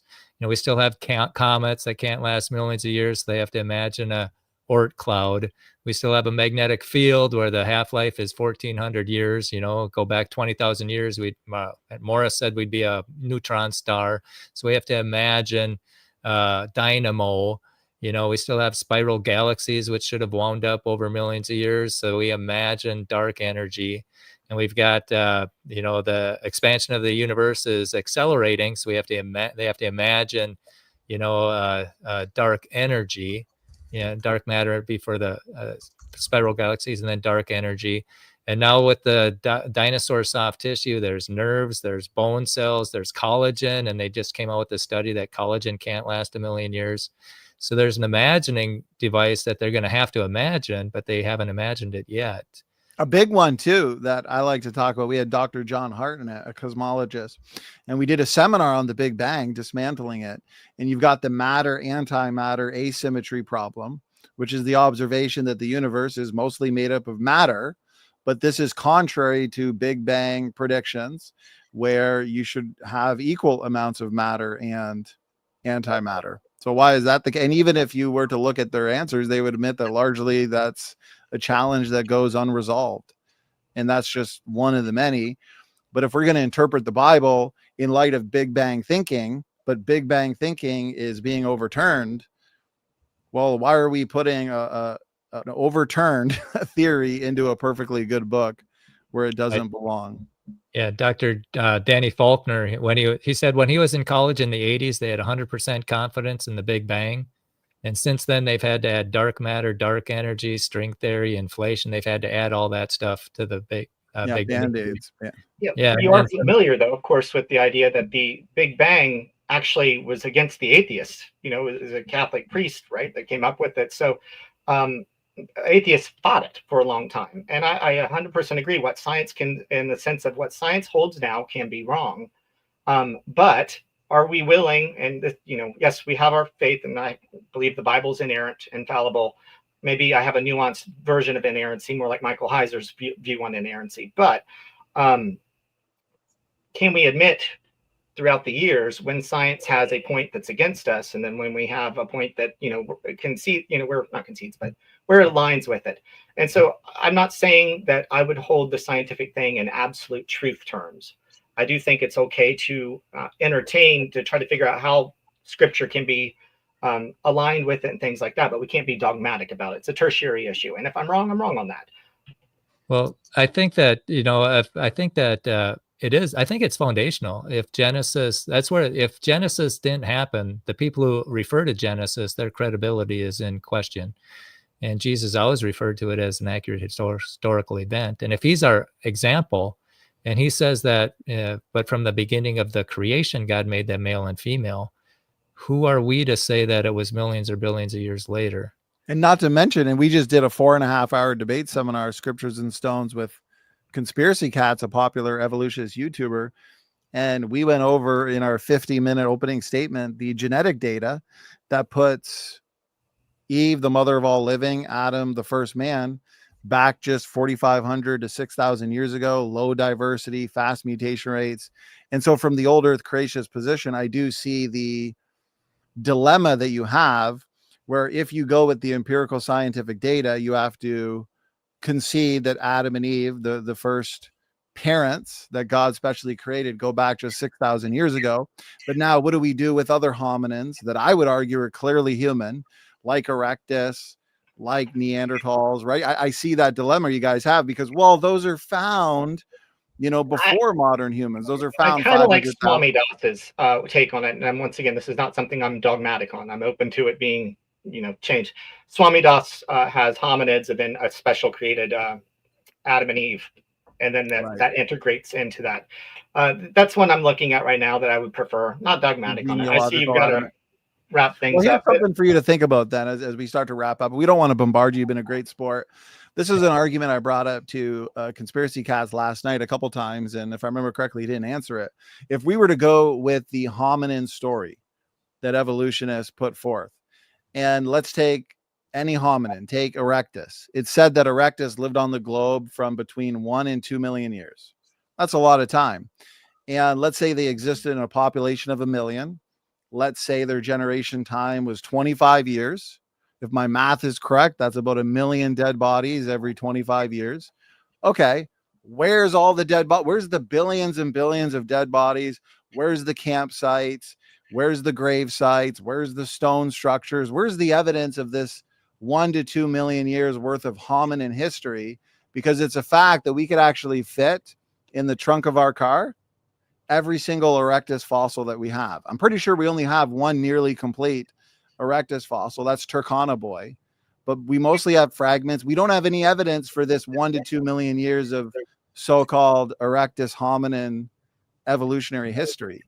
And so how does an old earther explain that? Where's all the bones? Where's all the grave sites? Where's all the dead bodies? well, if you go with the old Earth hypothesis, though, and you go with a fossil being like winning the lottery, then you already are expecting an incomplete and a biased fossil record to hard-bodied organisms. So we wouldn't expect to have that. And if you look at the areas where you find some of the oldest hominids in Ethiopia, you've got a sedimentary layer, then a volcanic layer, and it gets hard to fit some of that in with. Isn't that just an argument from silence, though? Because yeah, us creationists, we're saying, yeah, fossils require very special conditions to form. Conditions that a global flood would allow for, plus some local catastrophes after the flood. I get that. But to say, well, we don't have the evidence because fossilization is so rare. Well, you don't have the evidence for the story. And it doesn't have to just be fossils. What about the grave sites? What about the stone structures? What about the campsites? I mean, none of it's there. Just a quick response on that. But I think the sorting of the fossils, and yes, I'm aware the geologic column doesn't exist anywhere, but the sorting of the fossils is really the hardest thing to explain there. And I don't think they're all sorted by density. There's some pretty light things that are up high in the well, there's no sorting. I just showed you there's an issue in the hominin. Right now, you just diverted. You dodged the Erectus challenge. You said, well, what about the sorting? What sorting? I mean, there's mixed environments wherever you look. Yeah, I know. Well, I'm just meaning in terms of fossils in general. So we have fossils that are rare occurrences and things like that. If it were where you had a global flood, I would expect a higher percentage of animals being fossilized. And I'd also expect them to be more heterogeneous, more mixed together, and finding things that don't live next to each other. Well, we've had geologists on like John Mackay and Joe Hubbard, them that way. and they work directly in the field, and they've pointed out that wherever they look, wherever they dig, they find mixed environments, sharks mixed with land creatures, mixed with various plants. And this sorting of the fossil record challenge, it's fallacious. Okay, take for example coelacanth. That was said to have gone extinct millions of years ago. We don't find coelacanths buried in the fossil record with what? Whales. But yet today we find coelacanths swimming around today, swimming around nicely. So we know they lived and live with whales and humans, but we don't find them buried together in the fossil record. What does that prove? It doesn't prove anything. Does it prove that they never lived with whales? Well, wait a minute. Clearly they live today with whales. And so just because we don't find, let's say, a human buried with a plesiosaur, well, it just means they weren't hanging out. And it's even more interesting with coelacanth. Coelacanth lives in the ocean, and so does a whale. Why don't we find them buried together in the fossil record? Well, I would think you would find a lot more of the examples. And okay, well, yeah, but I want you to answer my question. Why don't we find coelacanth and whales buried in the fossil record together? Does that mean they didn't live together?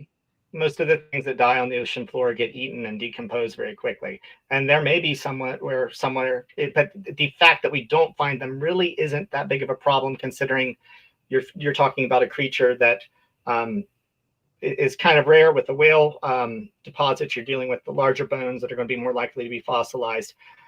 I really can't explain exactly why you don't. Right. No, exactly. And that's the whole point. So for an old Earth creationist to say, oh, well, why don't we find humans buried with a mosasaur or a megalodon? I can ask the same question. Why don't we find a coelacanth buried with a human? Oh, wait a minute. Coelacanths live today and humans live today. But do you think the pre-flood people do you think the pre-flood people had a sophisticated civilization with lots of hard objects, even metallic objects?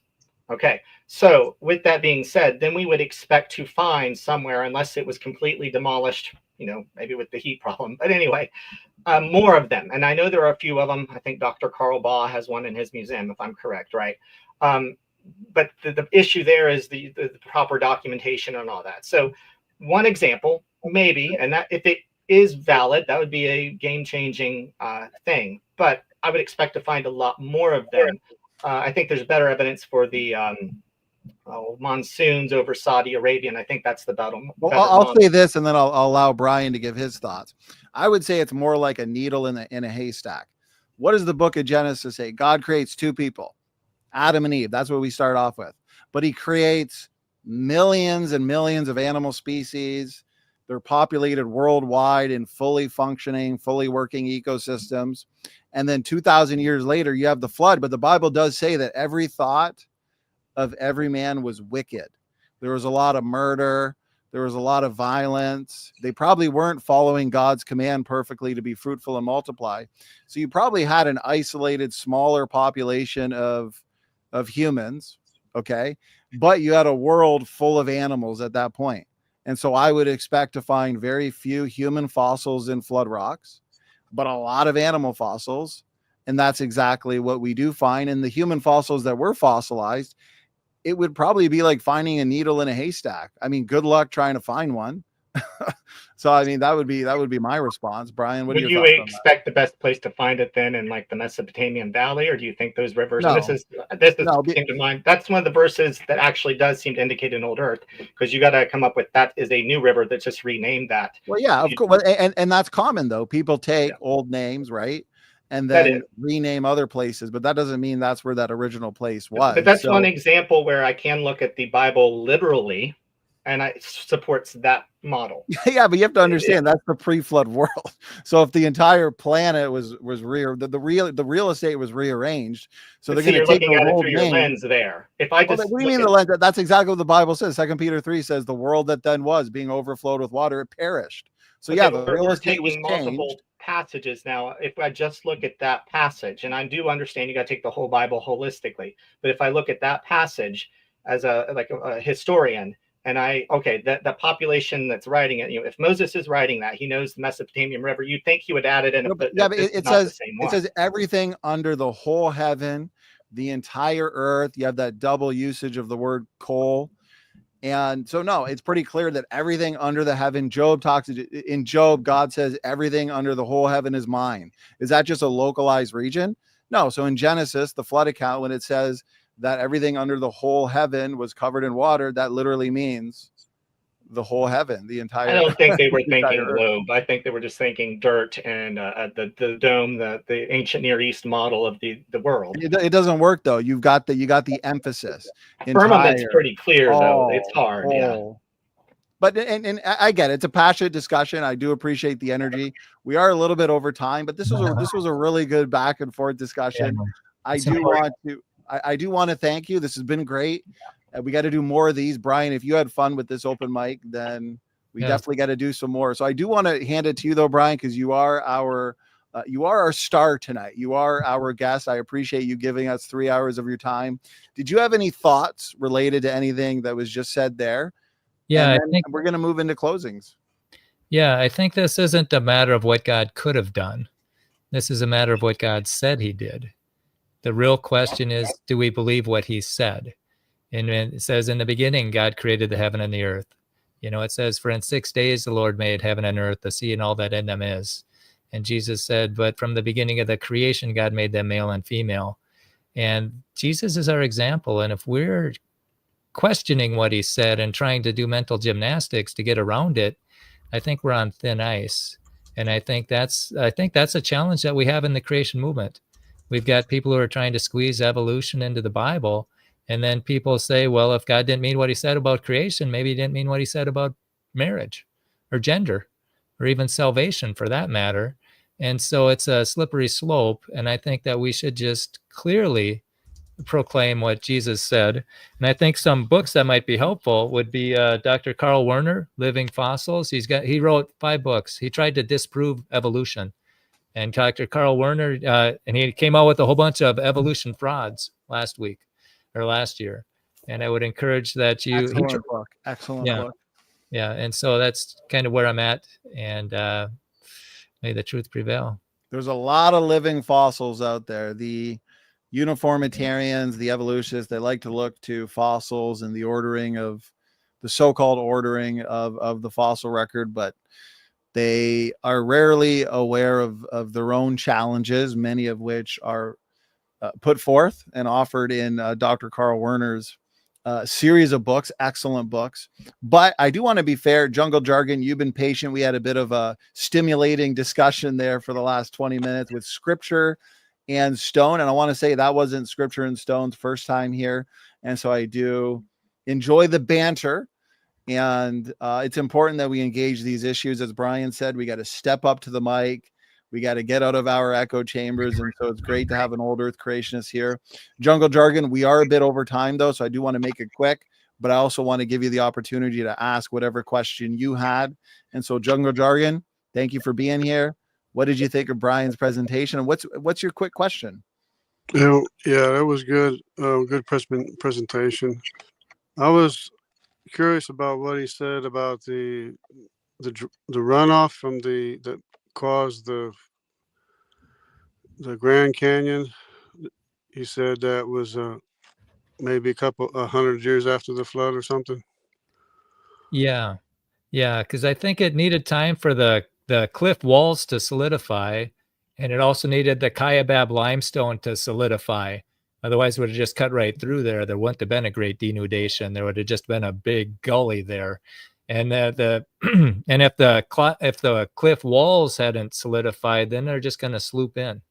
So that's a couple of the reasons why I think that it took maybe 100 years. I don't know how long, but it just took long enough for like the spires to be solid, because otherwise they wouldn't be standing as much as they are.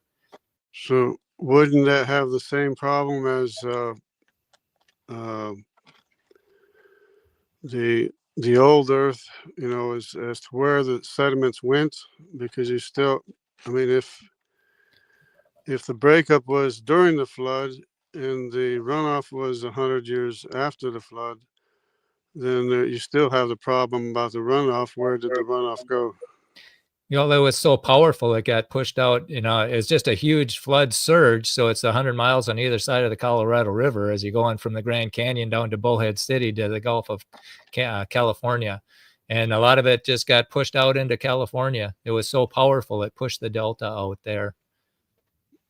Oh, okay. I was wondering because I've been thinking about the mammoths, for like over 50 years, because it seemed to be a real problem or a real enigma. And now, of course, they've found not only mammoths, but all kinds of animals in Siberia and North America, just either frozen, buried, or buried and frozen, and huge evidence of huge tsunamis and everything. So I think that could be explained by the breakup of the continents in the days of Peleg after the global flood. Like you said, it probably was that's when the runoff was too, at the same time, which would explain why all the sediments got subducted.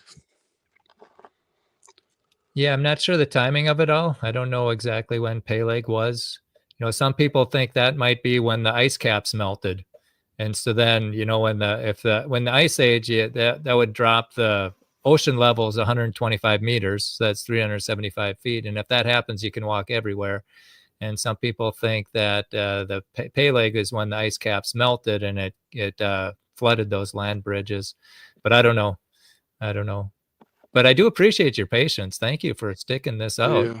Well, there's a lot more to be discussed about it. There's a lot more evidence about it. One of them being is how did the animals surf to South America? Which is also have the same problem. Well, they could have came over the land bridges. They could have came over from Russia to Alaska. They could have come from barge, floating mats too, like these trees that are floating around. These mats. Yeah, I'm familiar with that, but I think it would be a lot easier to explain if the Africa and South America were joined like they were, and that explains why you have, the jaguar and the leopard, both the same animals in two different places, but separated a long time ago. So when do you think? When do you think that they broke apart? Africa. It's about 100 years, depending on how you do the dating. It's about 100 years after the global flood. I counted 100 years, but I thought that was a good time. That you said maybe 100 years after the flood. Well, I would say that Grand Canyon formed 100 years after the flood. I think the continents split apart during the flood. Right. Yeah. But there's a lot of evidence for the breakup during the days of Peleg.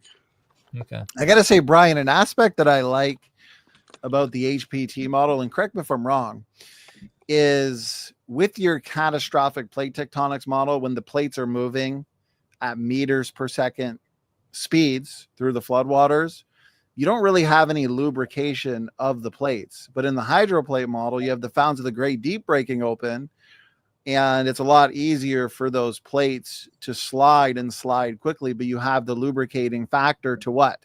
Reduce friction and reduce heat. Right. Oh, absolutely. Yeah. And so just think of it as I'm starting to think of it as a big air hockey thing. You know, that's a good way to look at it. Because it's like it's like steam. It's even more than steam. So it's just there's gonna be no friction, and it's just gonna go, and that's gonna cause a lot of the compression event. That's gonna cause a lot of force, and it's gonna crush the granite and the Vishnu schist, and it's gonna make marble and diamonds and all that stuff. But yeah, it's and the mountains go up, rise up, and the plateaus sink in and plateaus rise up. Yeah, it's a fun theory. It's that's why I'm looking forward to our rigorous discussion, our seminar event coming up. Matt, my ministry co-host, he's going to be co-hosting with me. Actually, we just gave a presentation with TCCSA. You were there, Brian. That was fun. Thank you for doing that. Our pleasure. Thank you for inviting us. You guys are doing great work. And we just did our debate seminar for 4.5 hours last night on Adam and Eve. So if you haven't yet seen that, do check it out. Brian, I got to say, this has been a ton of fun. Jungle Jargon, thank you so much for joining. God bless you, brother. Always great to have you. I'm going to put you backstage.